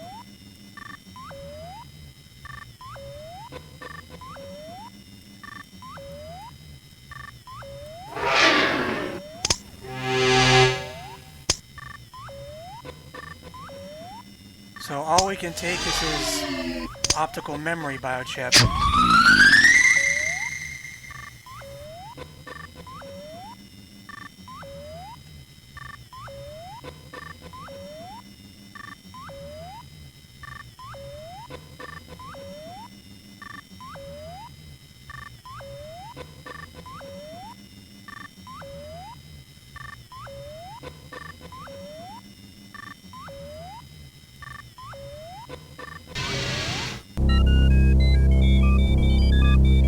One down, two to go.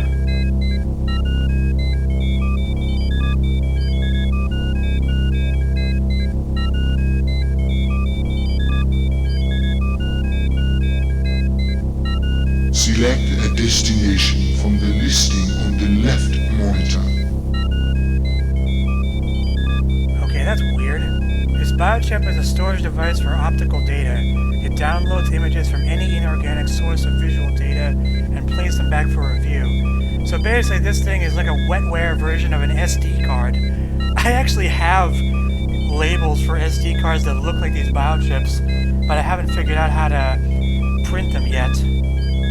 Anyway, so what's on this?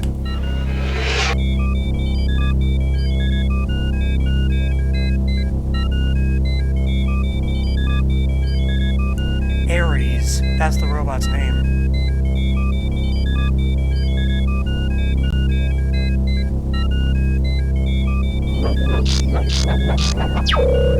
Actually, hold on a sec.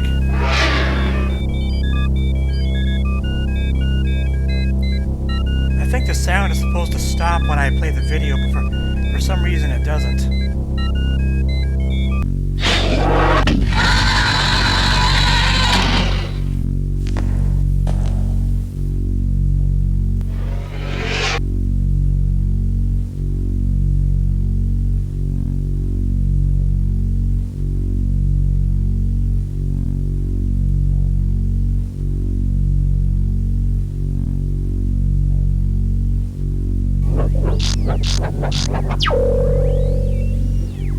Ares, I'm sending you to Earth's colony on Mars in the year 2185. There you must accomplish two events simultaneously. First, you will plant the delayed action explosive device I've given you in such a way that you will wipe out the entire colony by blowing up their atmospheric shield generator. But before the bomb detonates, you must hijack an armed escort shuttle and destroy the alien who was reported in that vicinity at that exact time. The result of this plan is two-edged. Earth will think that the aliens wiped out their colony. The aliens will think that Earth destroyed their ship. What better plan could I have? keep everyone reminded of who the real enemy is and where the real danger lies. So whoever this guy is, he sent that robot to do this, to make the aliens think that humans hurt them and vice versa. Well, we can't really tell what they look like because the video filter is all black and white.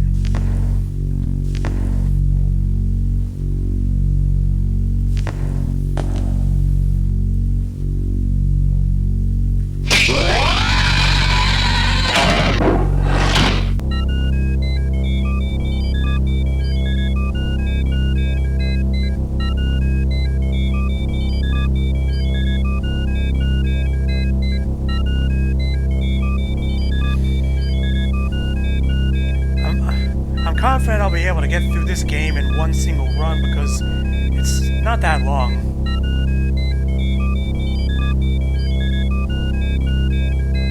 Select a destination from the listing on the left monitor.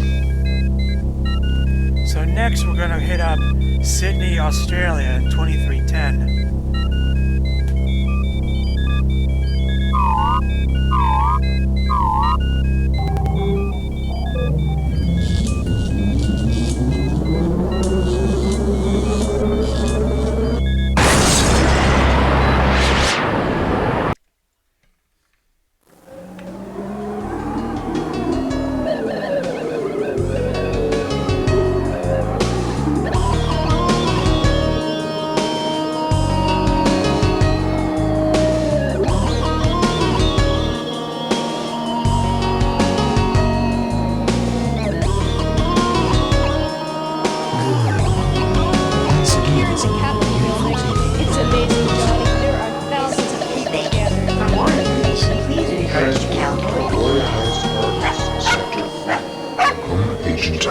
Fourth late arrival. I will assassinate thee, serene delicate, my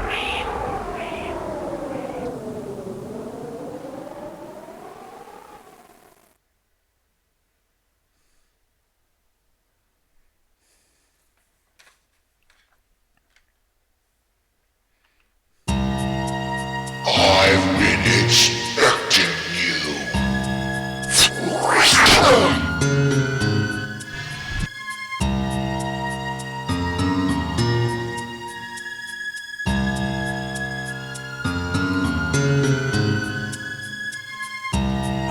Yeah?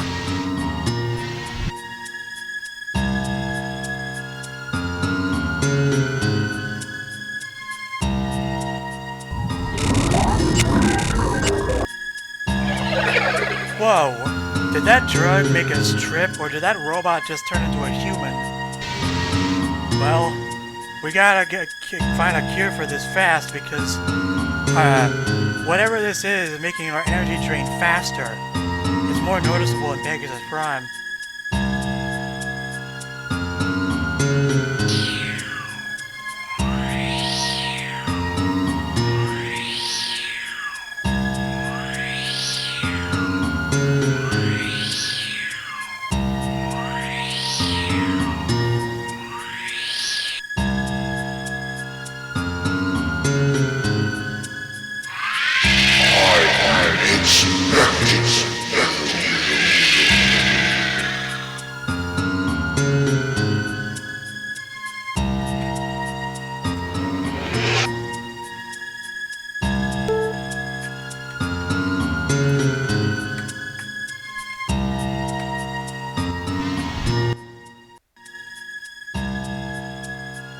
Hey, at least this is spelled correctly, whereas in Turbo it says "you're are feeling drowsy."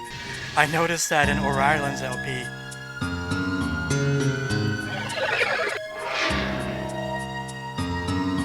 So if we leave this room, don't pull the dart out, or even try to recall, this happens.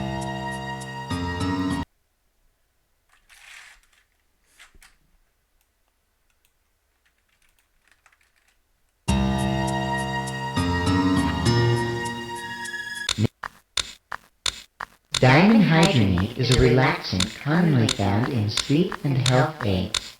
In combination with other drugs, its effects can be overpowering. For this reason, it is used as a base for many different forms of tranquilizers. Gino strikes again. 3 thorazine-based molecules have been pre-programmed. These molecules are stable. Never mind. Basically, in the remake, instead of Gino Henders, this computer talks in a ridiculously thick Australian accent. Now completing download of molecular information from compound analyzer. Dimenhydrinate is a relaxant commonly found in sleep and health aids. In combination with other drugs, its effects can be fatal. It is used as a base for many different forms of tranquilizers. There are antidotes known for several dimenhydrinate-based tranquilizers, all of which are members of the thorazine family. Base molecule number 1.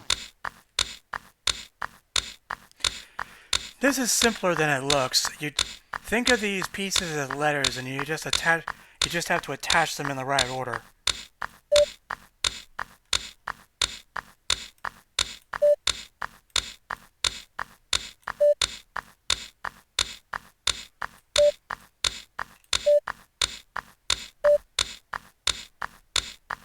Base molecule number 2.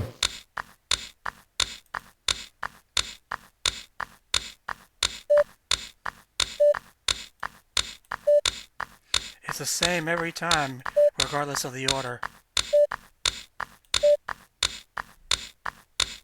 Base molecule number 3.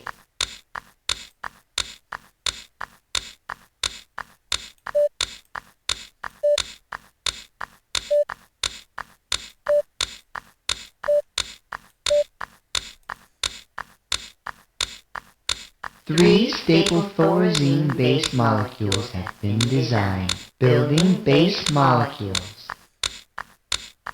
Bonding additional molecules. Synthesis complete. The synthesized compound will appear in the molecular synthesizer.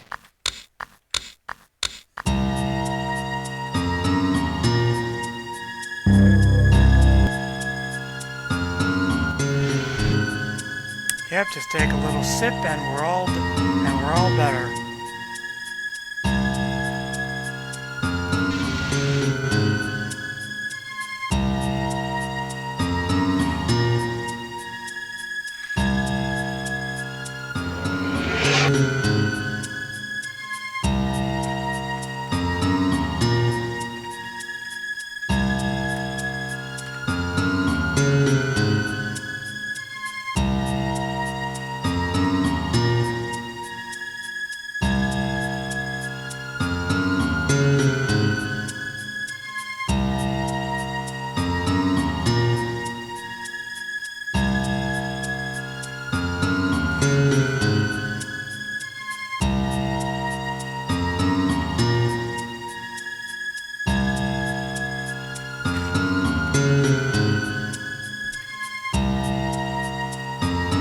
Wait a second, I've seen this symbol before.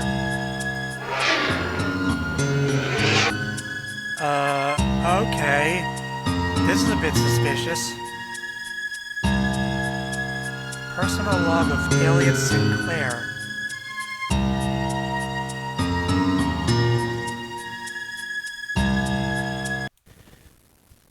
I had an interesting thought today while working on the contact-sensitive smart alloys project.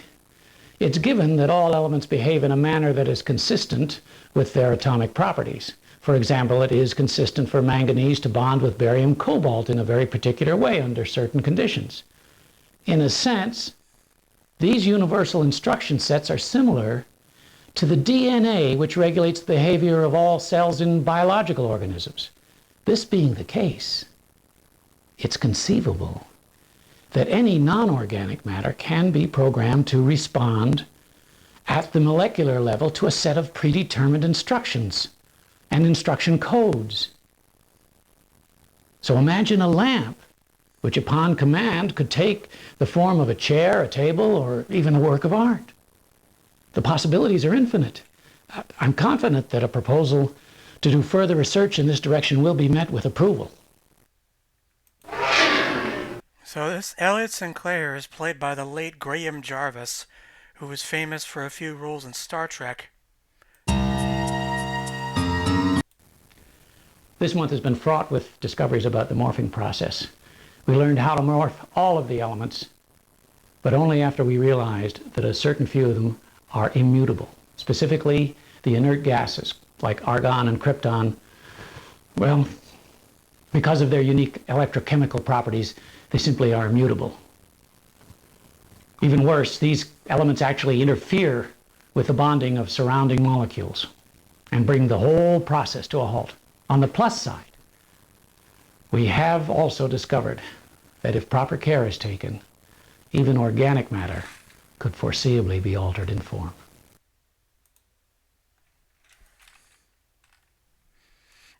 Wait, he made organic matter able to morph? That's kind of gross.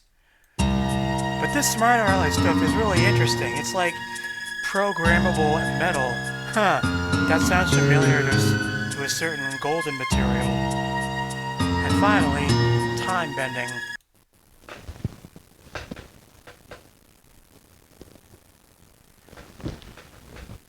This journal is, beyond a doubt, the most important of my career, as today marks my first success in the application of time distortion theory by creating a localized neutrino acceleration matrix. I was able to bend time for just a fraction of a second.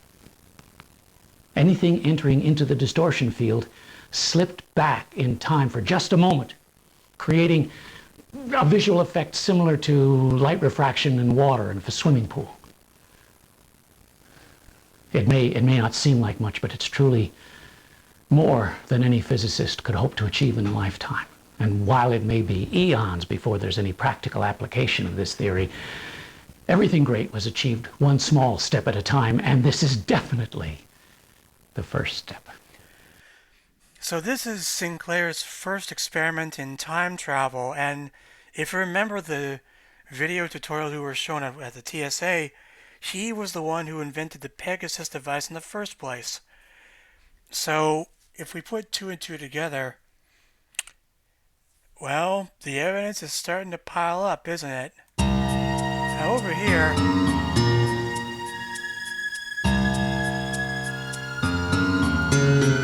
I am not going to show what's on this viewer because all it is seriously graphic live-action surgery video. The only thing it talks about is a doctor describing the first tests at making the implant that powers our biochip devices work, because the scanner at the TSA said we had an implant in our brain that interfaces with this monocle on our head. It's like how... yeah. I am totally skipping this.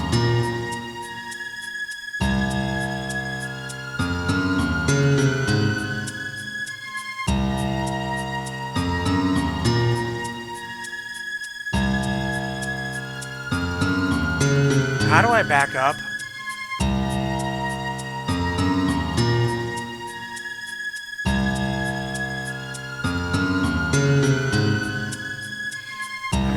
How do I back out of this window?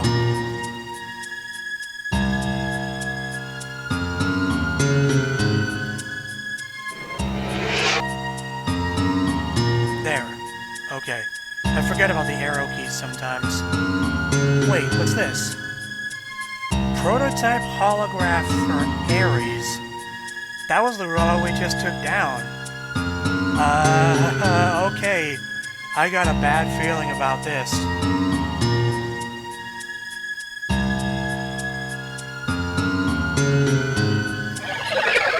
Now we can go out here.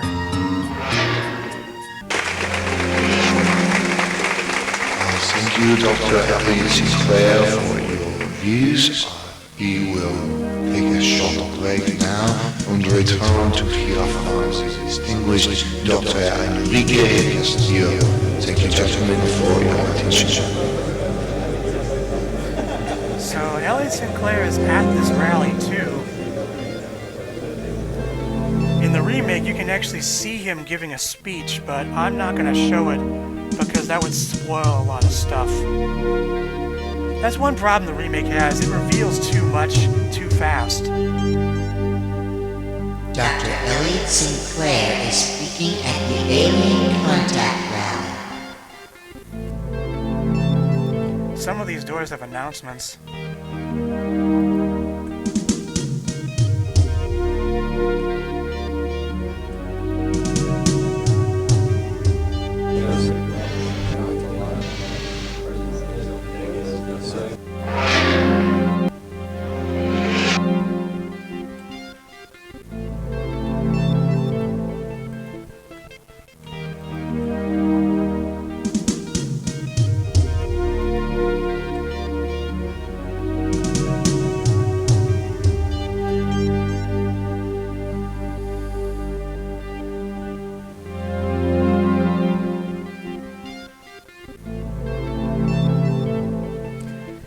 What's worse? What's more believable?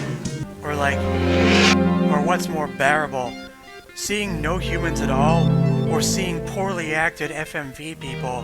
Dr. Flanagan can be reached after Alien Contact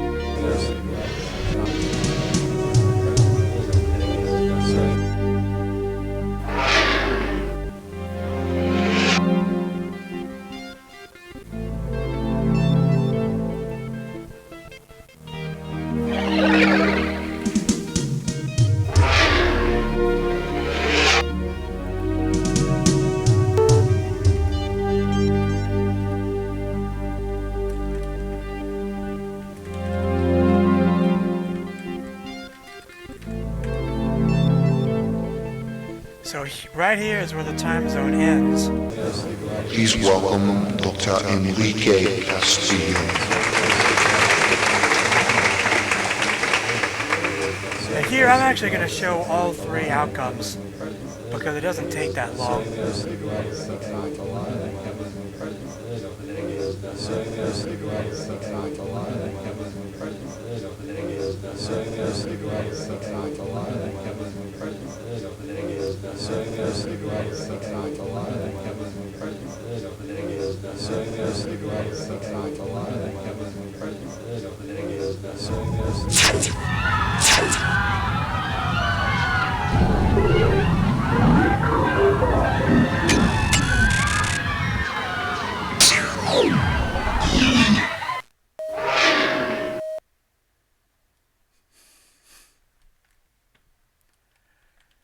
Now this is an awesome death scene. In the Windows version, they flipped the perspective around so that the laser actually had to be bent so it actually hit Agent 5.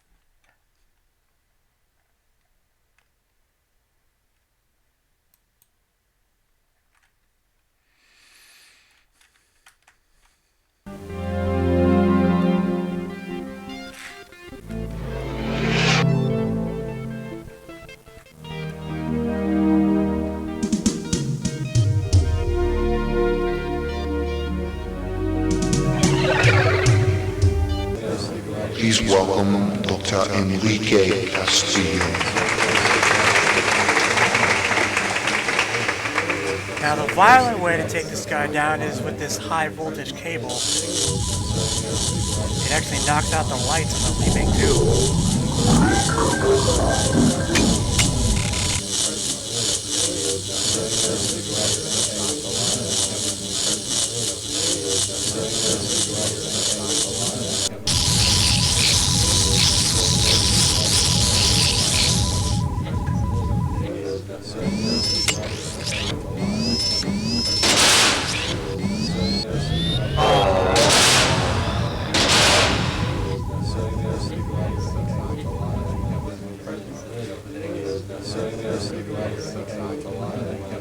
Sometimes the hot command for the biochips doesn't work.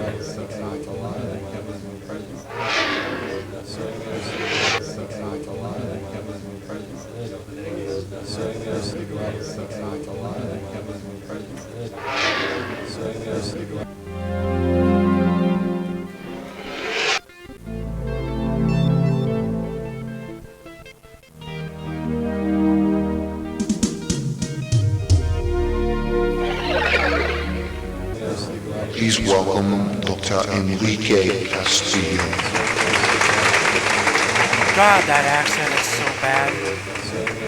So you want to quickly use the wire cutters on this block. And then immediately you have to push test.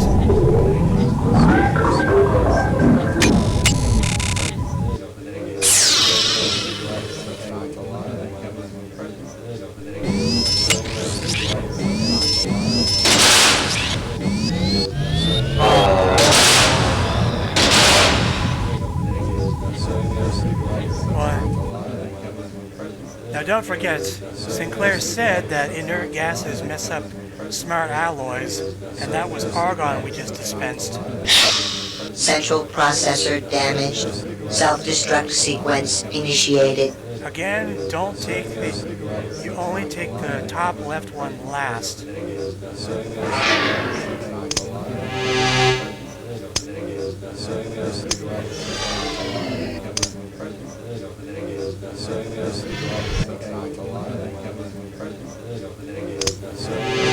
Good, we got it all.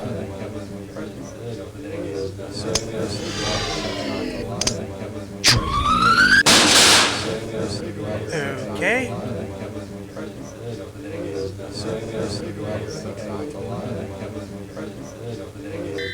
Energy level 50%.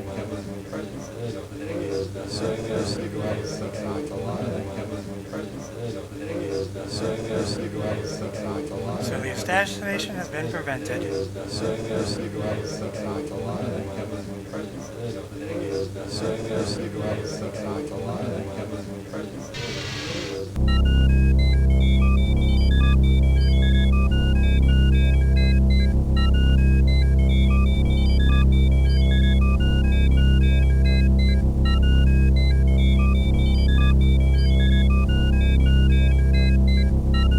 Select a destination from the listing on the left monitor. Again, I gotta step out so I can actually hear the video log.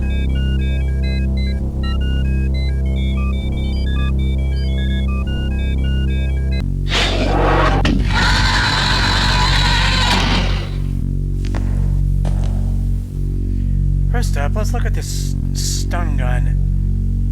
This is an odd description because we got hit with a dart, so I don't think the description is accurate.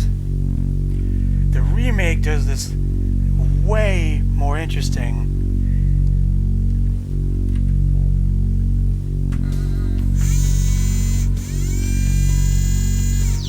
Because the robot actually fires this plasma rifle at us, and so it's a combo plasma and dart gun. It morphs with the robot because it's also a smart alloy.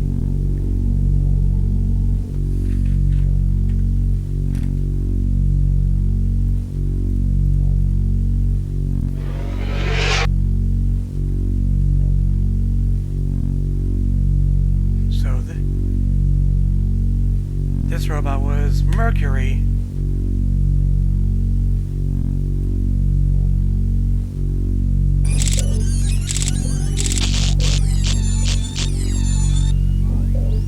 Mercury, I'm sending you to eliminate my adversary, Enrique Castillo, who thought he was doing the world such a favor, convincing them that I was insane to fear alien contact. Well, I'm not the one. I'm not the one who's inviting death into my home. The only place I can be sure of finding him is on stage at the Alien Contact Rally 8 years ago, so I'm sending you to the World Science Center in the year 2310. Try to make his death look accidental, but whether or not you succeed at that, do everything you have to ensure his demise. We have one more time zone left.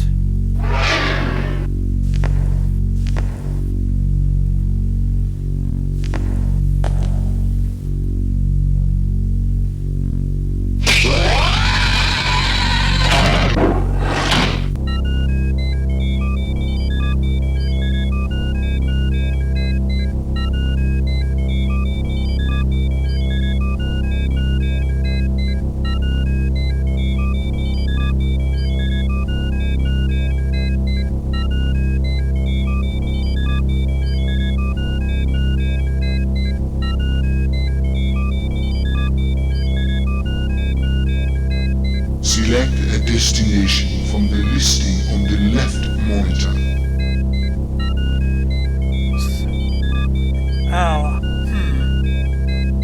I think the pictures for the 200 million BC and this got swapped.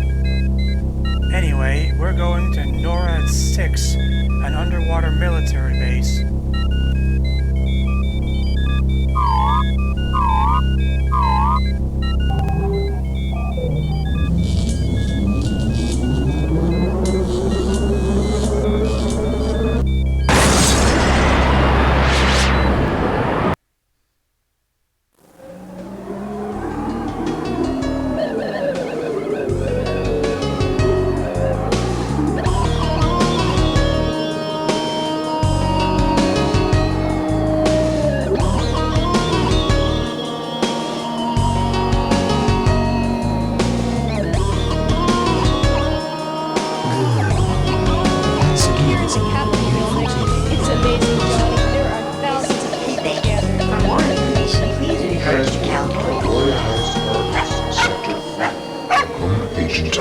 Fourth late arrival. I will assassinate thee, so delicate, my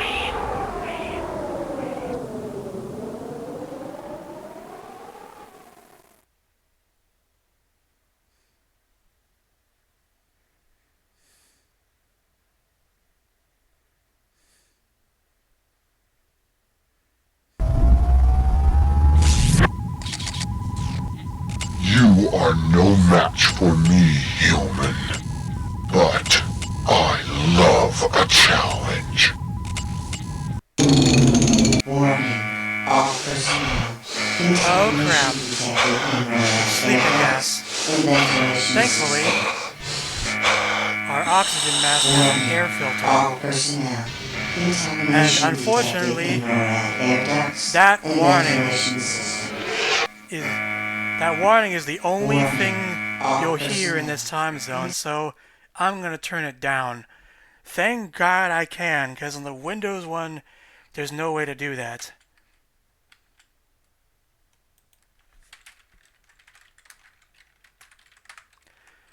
And now to a pretty controversial subject.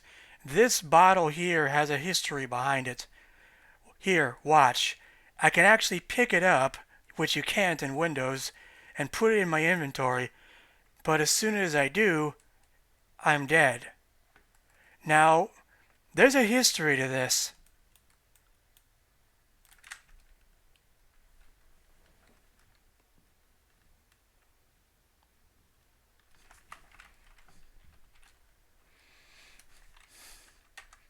This cut screenshot shows that you were meant to have this in your inventory, and Pegasus Prime reveals what it is.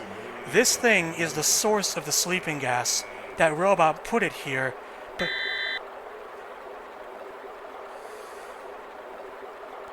It may be advisable to leave the gas canister in its current position. you'd think you'd be able to just take it because this is from the future, but you can't because since it was keeping everybody unconscious, as soon as you took it out, then people are going to start waking up.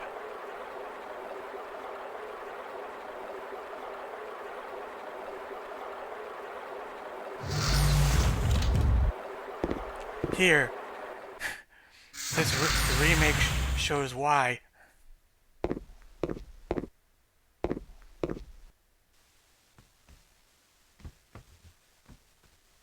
Get your hands in the air!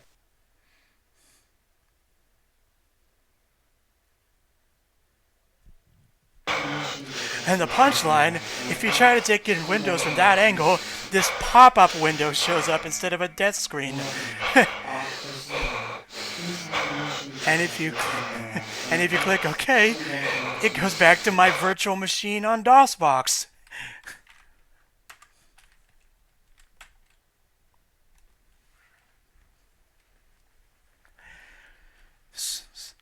Yeah, I'm gonna leave the ambience turned to 0 for now, because oh my god, I hate that announcement, and a lot of people do too. So let's see what this screen has to offer. So this is a layout of the base. We're in one single base. The remake splits it into 4. Alpha, Beta, Delta, Gamma, and Epsilon sector. So Alpha has 2 control stations, one for confirming and one is an override.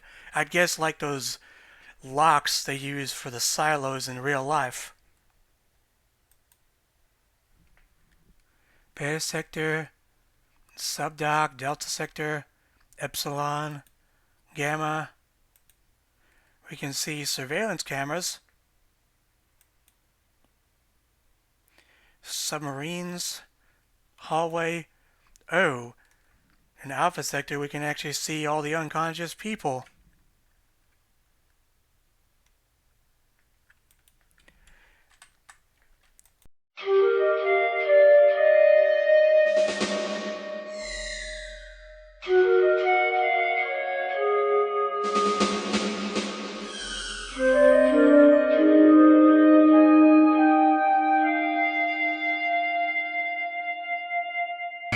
All personnel. Contamination detected in air ducts and ventilation systems. Warning. All personnel. Contamination detected in air ducts and ventilation systems.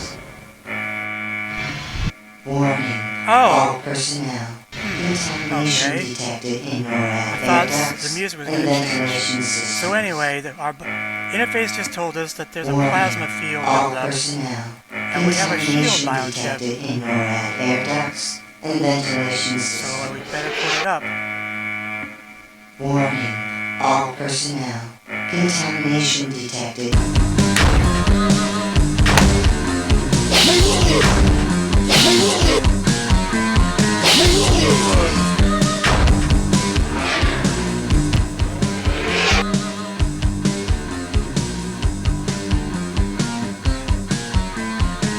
This track is actually called Plasma Rock on the soundtrack.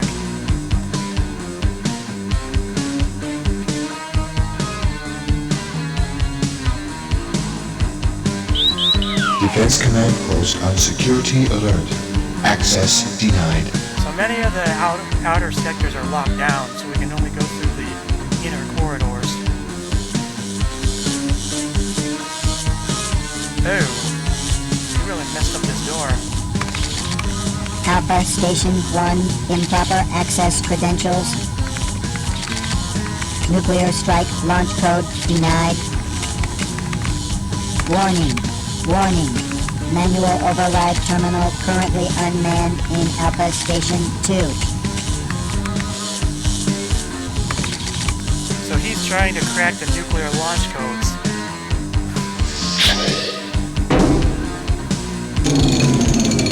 So we need to find that override terminal before the missile launch. Contamination detected in air. This is the same alarm sound effect used in the Powerpuff Girls. Just pitched a little lower. Unequal pressure between this chamber and subduct. Equalize pressure before entering. Avoid maximum pressure. Some objects may implode. Well, this is deceptively simple. Air ducts and ventilation systems. All personnel. All personnel. I heard on the Presto Facebook group or something that the water effect in here was created by holding a microphone over a bathtub. See these submarines? In Pegasus Prime, you actually get to use one. All personnel. Contamination detected in NORAD air ducts and ventilation systems. Warning all personnel. Contamination detected in NORAD air ducts and ventilation systems. Warning all personnel. So here, yeah, it went full screen. In these sequences, you have to play a quick time game to pick the right path, otherwise you die.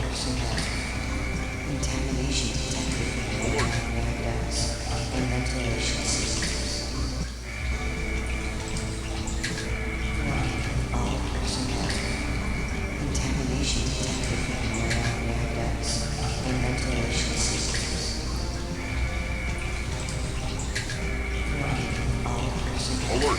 Incoming torpedo.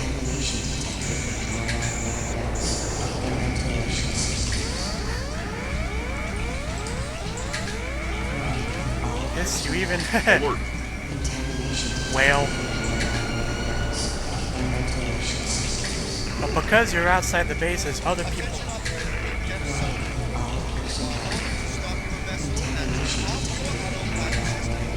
Yeah, there are other people outside the bases, and if you take the wrong turn, they'll fire straight at you.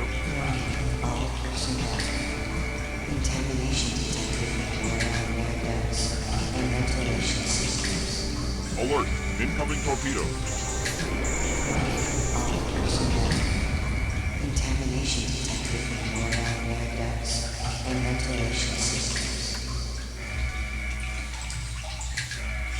I want to get done with...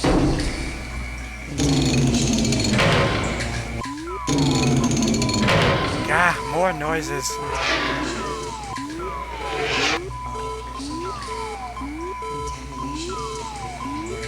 we're gonna run personnel, Colonel Devo, Splinter, Macintosh, Mac, Tuck, John, Art, Demand, Quest, Mega, She, and Mug. And those lockers outside are developer names too.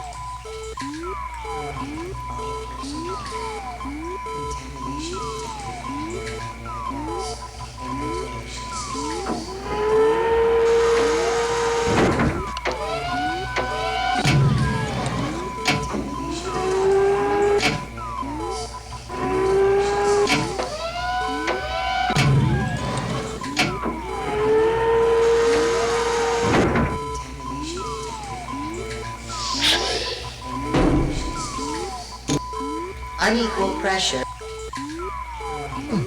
Unequal pressure between this.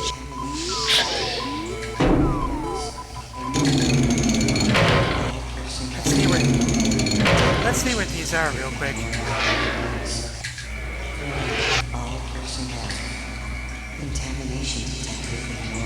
The Bear, Farsh, Flanoamua, Fleep, Grego,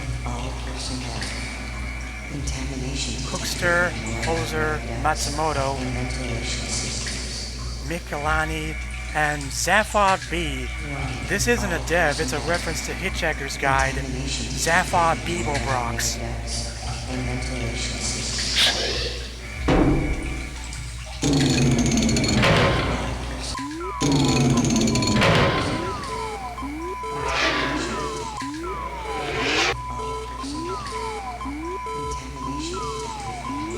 It's too bad we can't open this locker and grab a magnum or something, because as a time cop, we can't have lethal weapons. I mean, obviously, that makes sense, but still.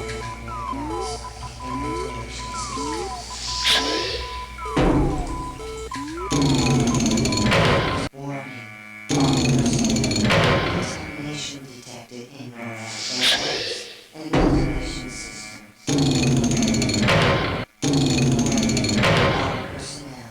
Contamination detected in NORAD air ducts and ventilation. Okay, right here, it's best to save, because if you mess up, this game kind of gives you a slap to the face. And ventilation systems. Warning. All personnel. This is a retinal scanner. Please hold for 10 seconds for Alpha Sector Retinal ID scan. Warning. personnel.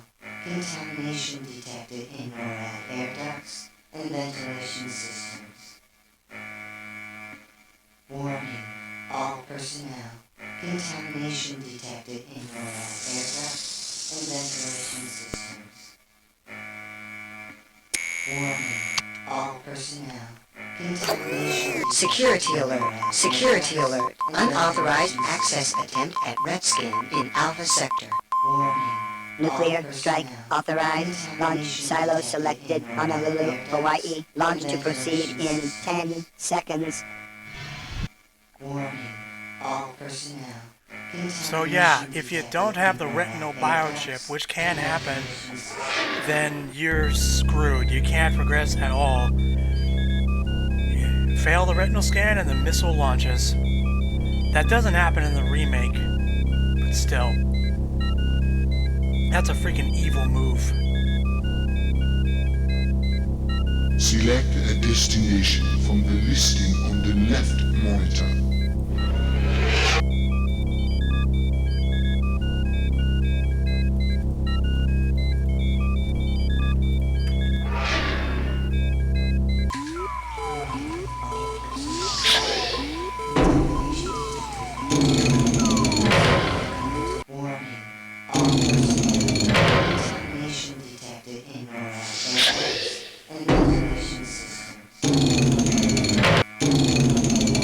Presto has said the reason this version of the first game didn't get re-released is because of compatibility problems, and I totally see why. Okay, so...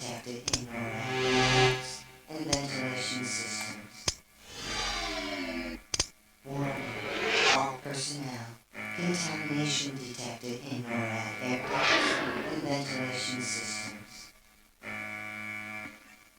So this biochip makes an image of a retina scan that matches.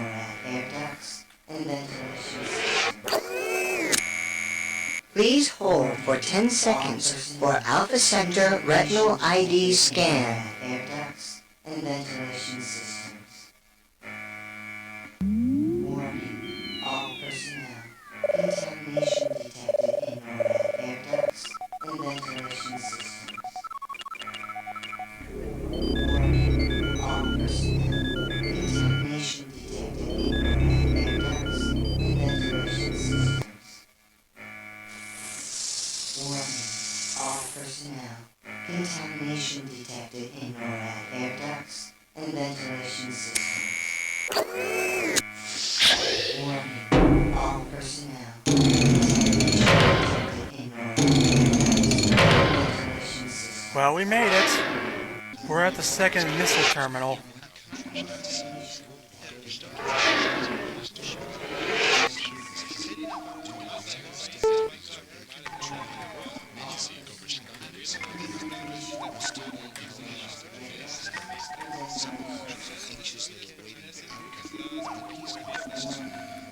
Deep thought, another Hitchhiker's reference.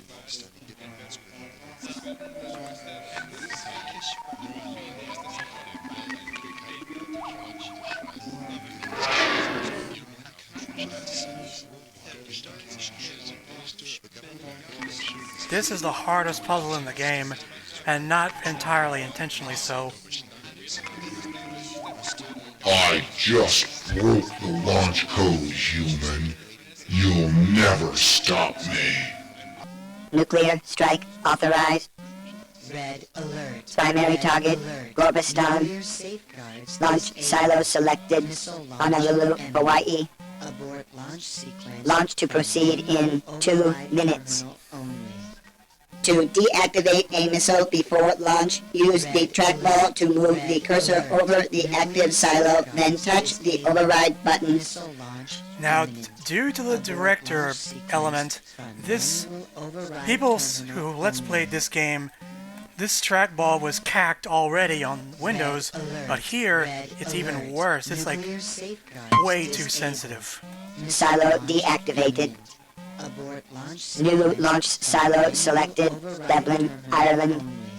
Launch to proceed in 1 minute, 50 seconds. So while I'm trying to crack this, I'll show you how it works in the remake. I just wrote the launch code. You'll never stop me. Silo deactivated. New launch silo selected. Addis Ababa, Ethiopia. Launch to proceed in 1 minute, 40 seconds. You cannot possibly win. See, you just click on the cities with your cursor instead of using the stupid trackball. Missile launch imminent. Abort launch sequence from manual override terminal only. Red alert. Red alert. Nuclear safeguards disabled. Missile launch imminent. Abort launch sequence from manual override terminal only. Red alert. Red alert. Nuclear safeguards disabled. Missile silo deactivated. Abort launch sequence. New launch silo selected. San Antonio, Texas.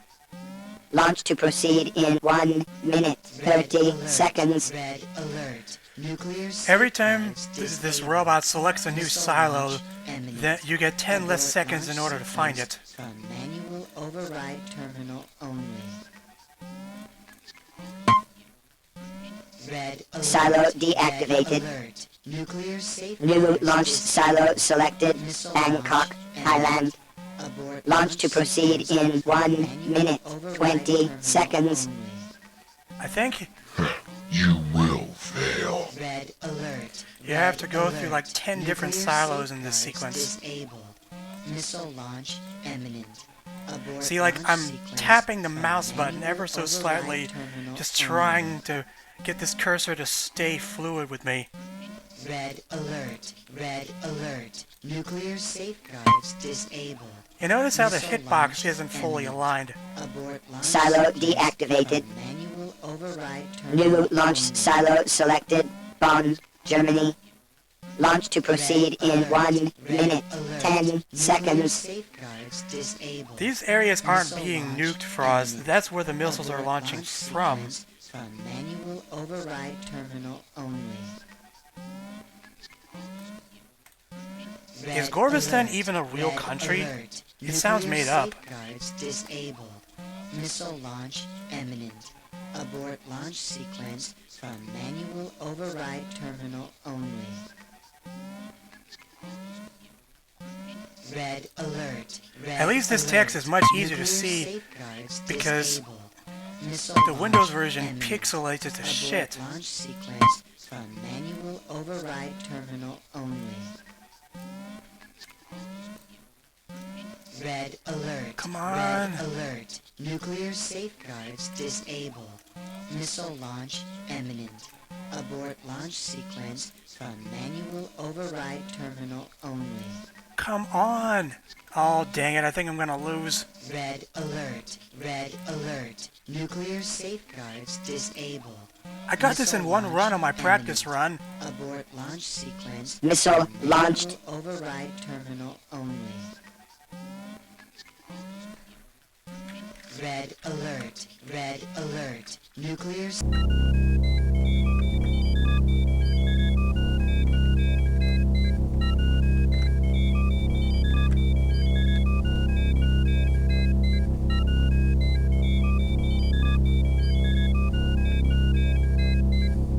Select a destination from the listing on the left monitor.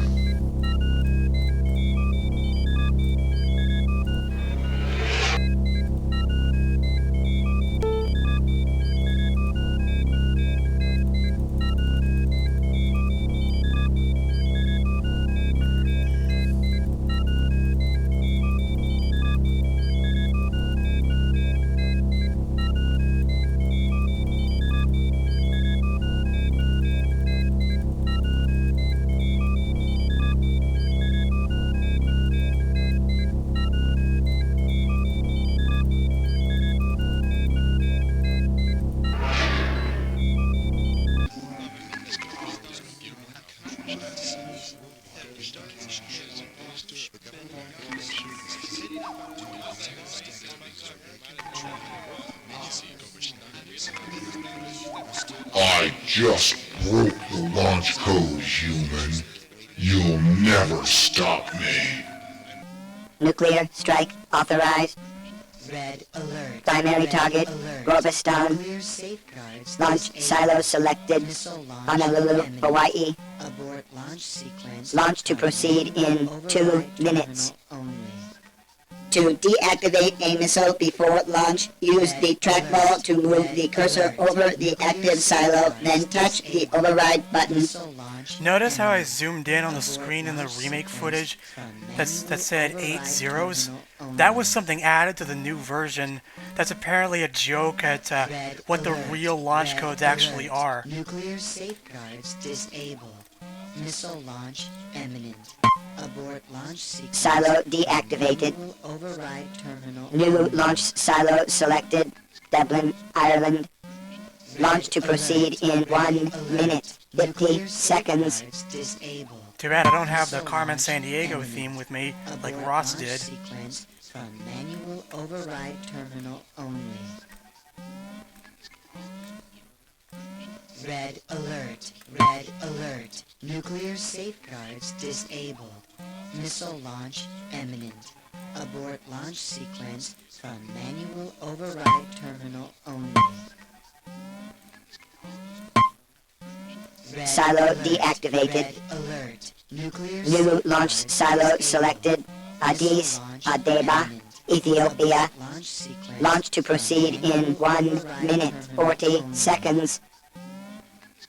You cannot possibly win. alert. Red alert. So, what did it take this guy to crack those codes? Did he do it brute force like in war games? From manual override terminal only. Silo deactivated. Red alert. Nuclear New launch safeguards silo disabled. selected. San Antonio, Texas.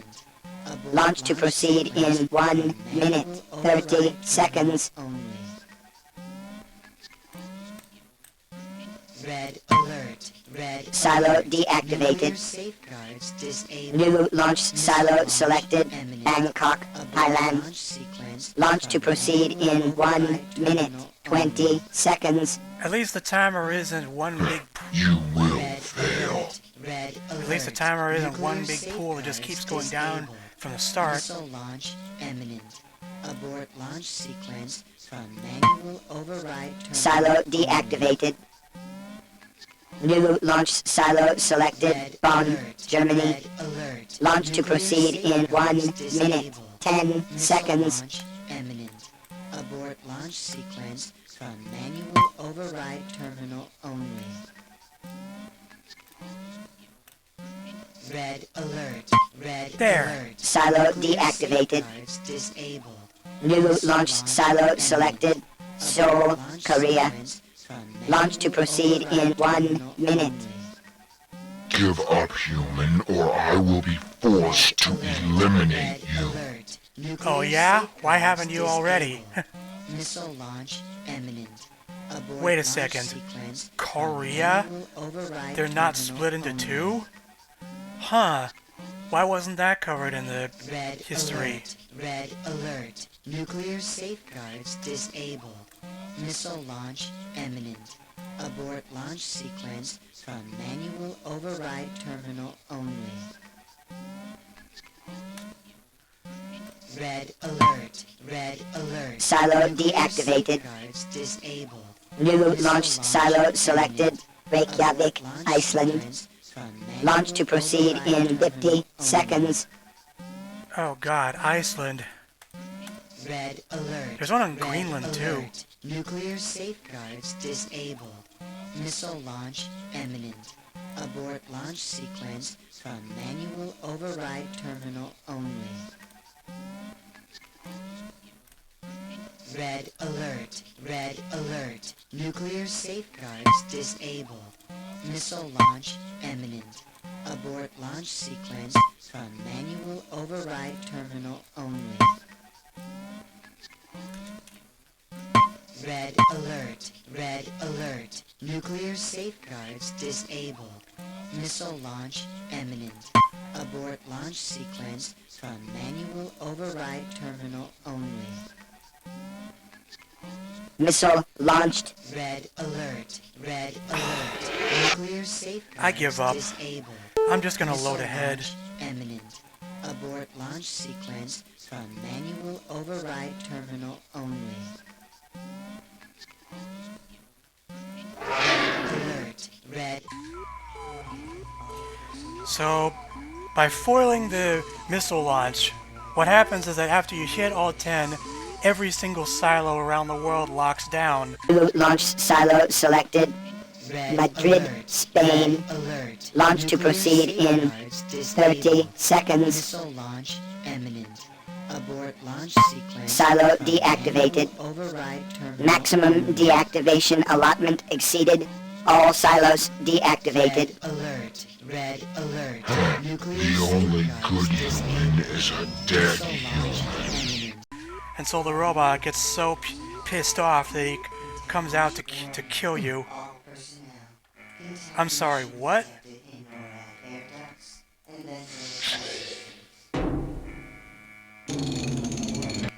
O'Rylan, I applaud you for conquering that puzzle.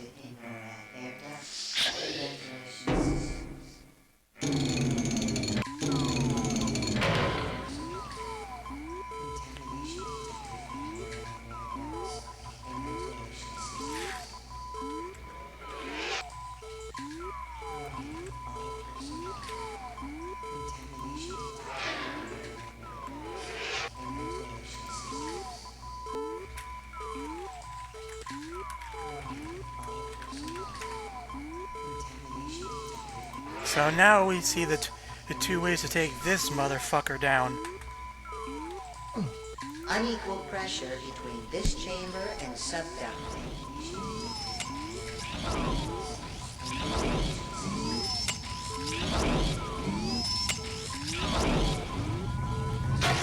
First I'm gonna show the death, because it's actually kind of funny.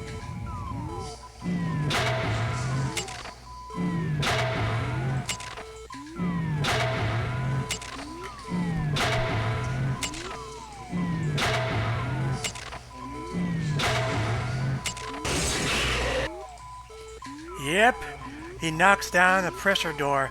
Not even a 2,000-pound steel pressure door could keep the robot from losing this round. Winner by T, total knockout the robot.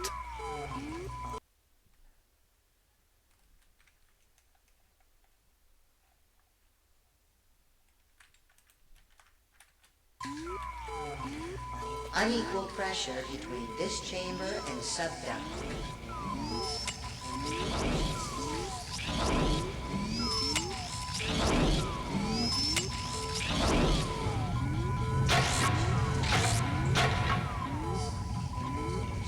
So here's the violent way to take him down. We just crush him with maximum pressure.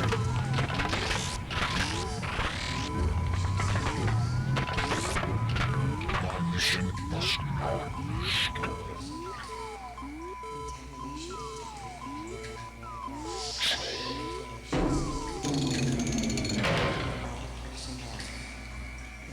Crushed like a can of soda.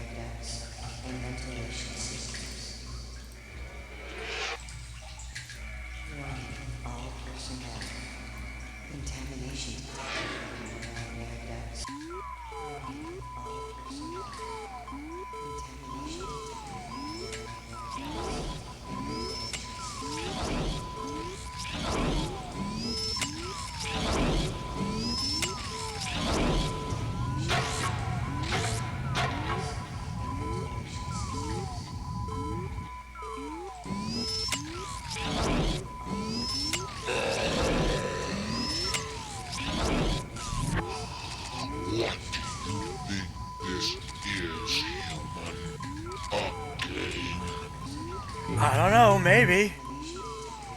Maybe you should play a little tic-tac-toe.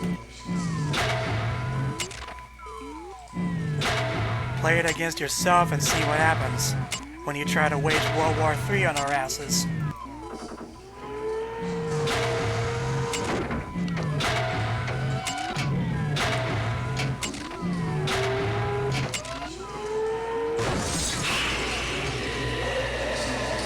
And that's the peaceful way, quote-unquote.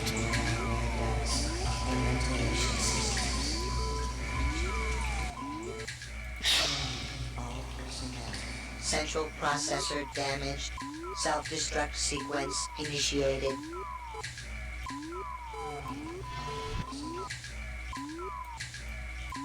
Sadly, all we get is his optical memory.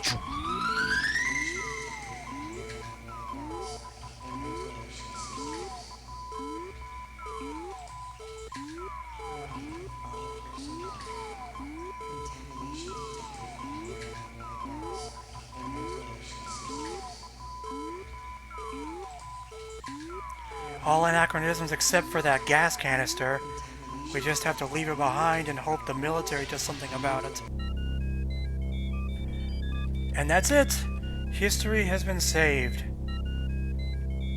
But what was in that last optical memory?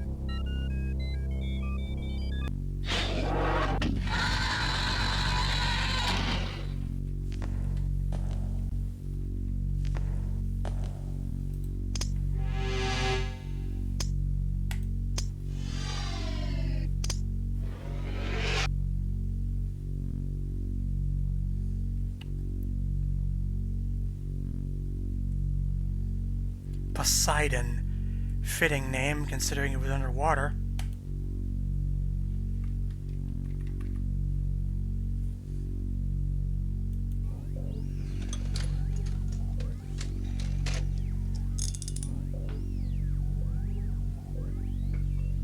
Poseidon, I am sending you to the deep-sea installation NORAD 6 in the year 2112, where you will disrupt the world unity talks by launching a nuclear missile towards Gorbistan.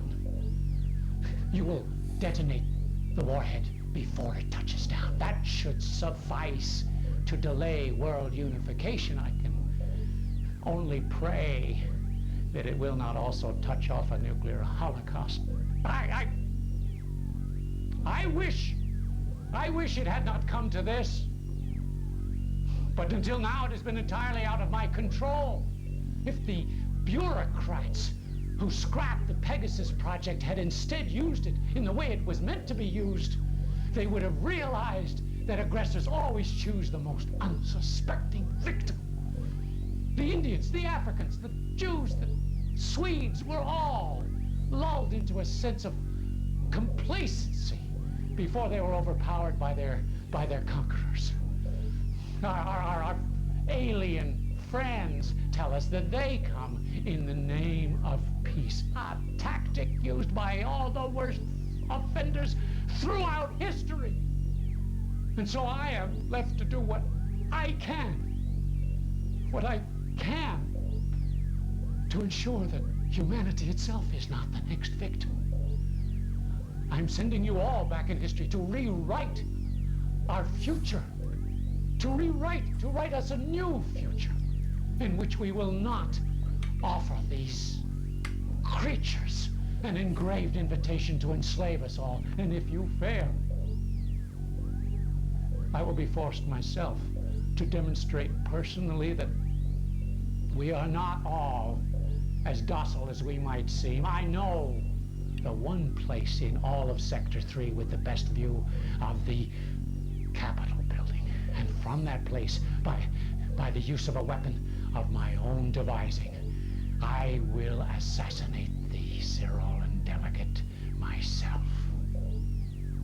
And if, God forbid, I should fail, one touch of the button on my remote detonator will be enough to end it all, obliterating Caldoria and this foul infestation along with it. We're almost done, Froz. We've defeated all 3 robots, but, well, cat's out of the bag now. This guy is Elliot Sinclair, and he has a backup plan. Even if his robots failed, he's gonna take a gun to the Cyrolan ambassador himself, and he just gave away where he's gonna do it from. Our own freaking apartment. So we better get back there fast.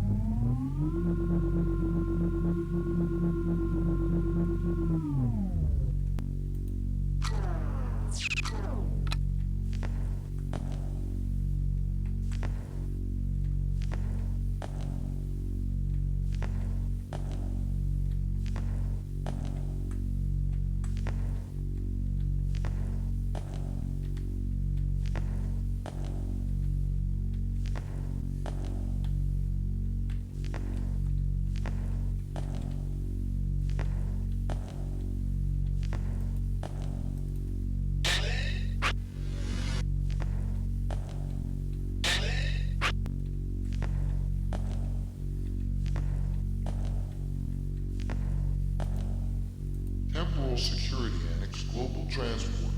Location classified.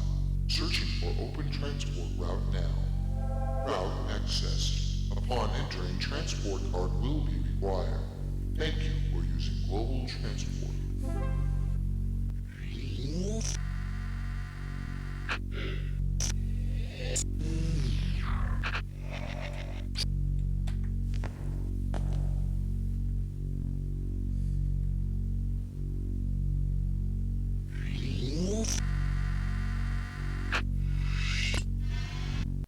Please insert your Global Transport card now.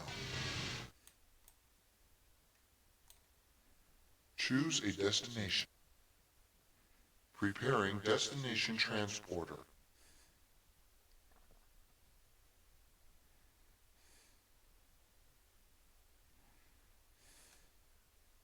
Recording passengers organic substratum.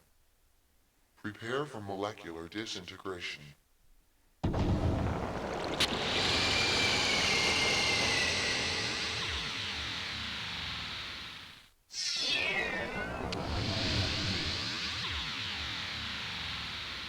Completing molecular reintegration.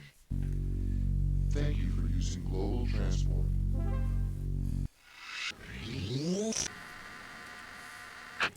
If this was real life, I'd be running up to that elevator like my pants were on fire.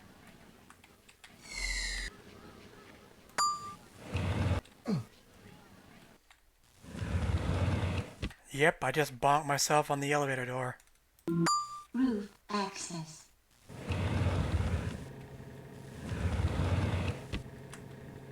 We're sorry. The Caldoria Heights Rooftop Observatory is closed during the alien procession.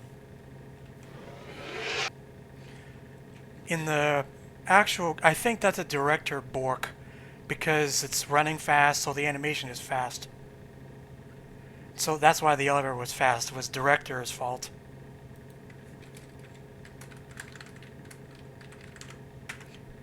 Because it didn't happen when I played it in Windows.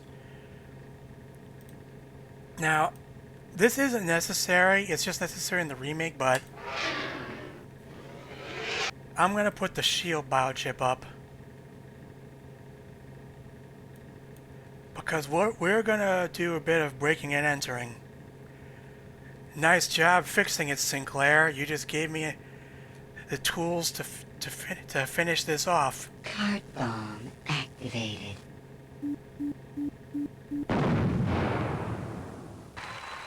Get back! Don't try to stop me. This will end it one way or another. Get back!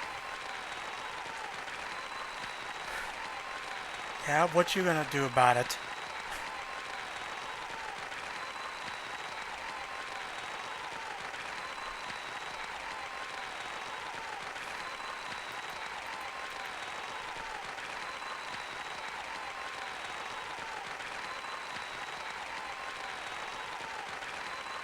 Yes, I'm waiting on purpose.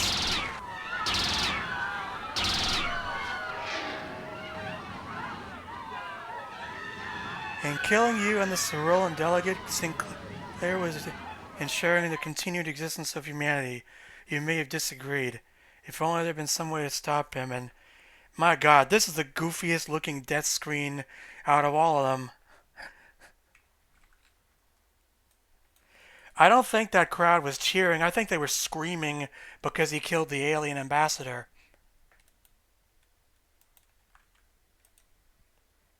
Roof access.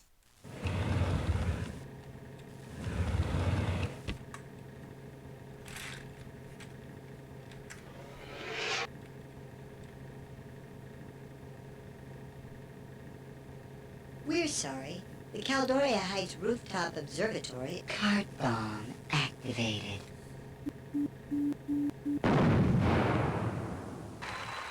Get back! Don't try to stop me. This will end it one way or another. Get back!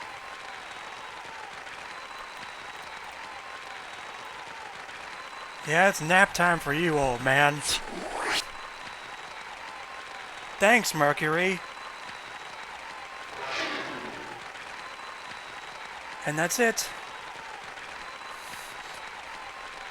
Kind of an anticlimax, but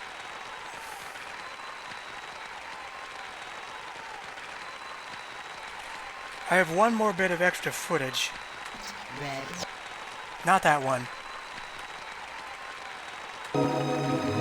Why did you wondering why Caldoria blew up? Why we dreamed about it? Well, Pegasus Prime has an answer. One touch of the button. My remote detonator will be enough to end it all. He brought a goddamn nuke in addition to bringing a gun, just in case he couldn't get the shot off. Man, what an asshat. And you have to solve 6 different puzzles inside its interface in order to disarm it.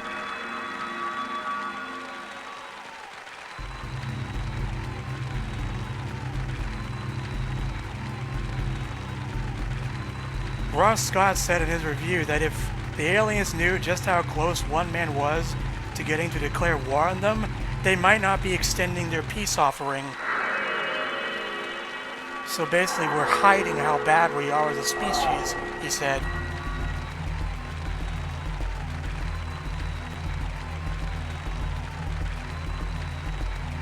And if the time runs out,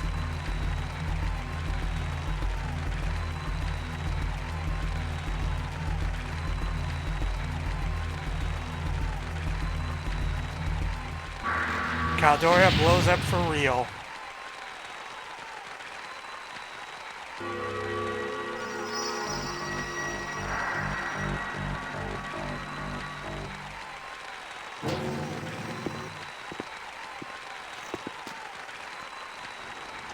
And then...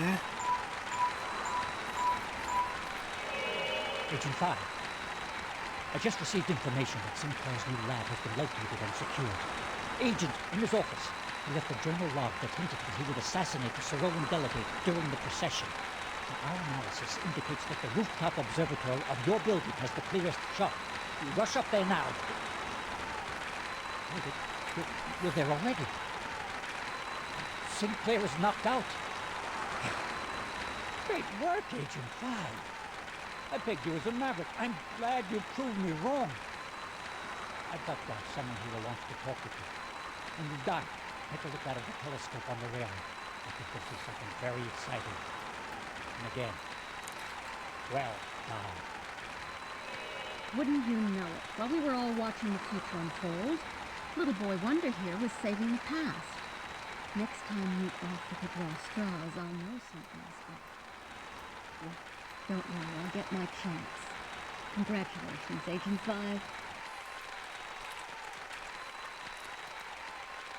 We'll see Agent 3 again, and Jack Baldwin in the sequel, because if you just came from this game straight to Buried in Time, you'd never know Agent 3 or Jack Baldwin ever existed until you see the news article, so I guess that's why they brought him back in. Anyway, play us out, Gino Andrews.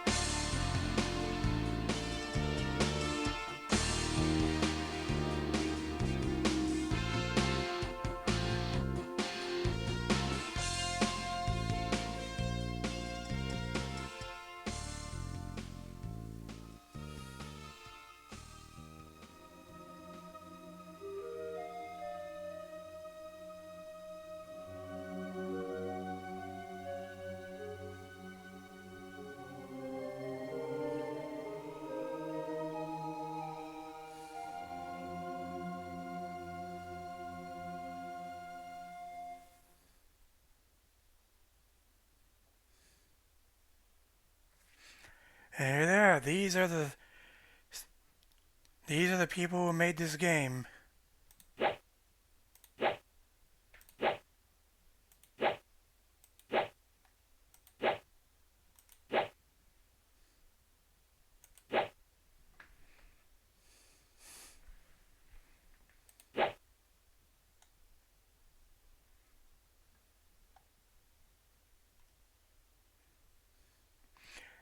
Minako Nakamura was the Mars voice.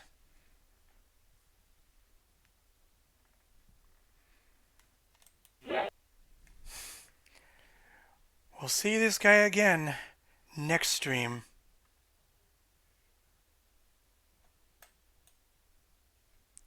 Glad you guys could stop by.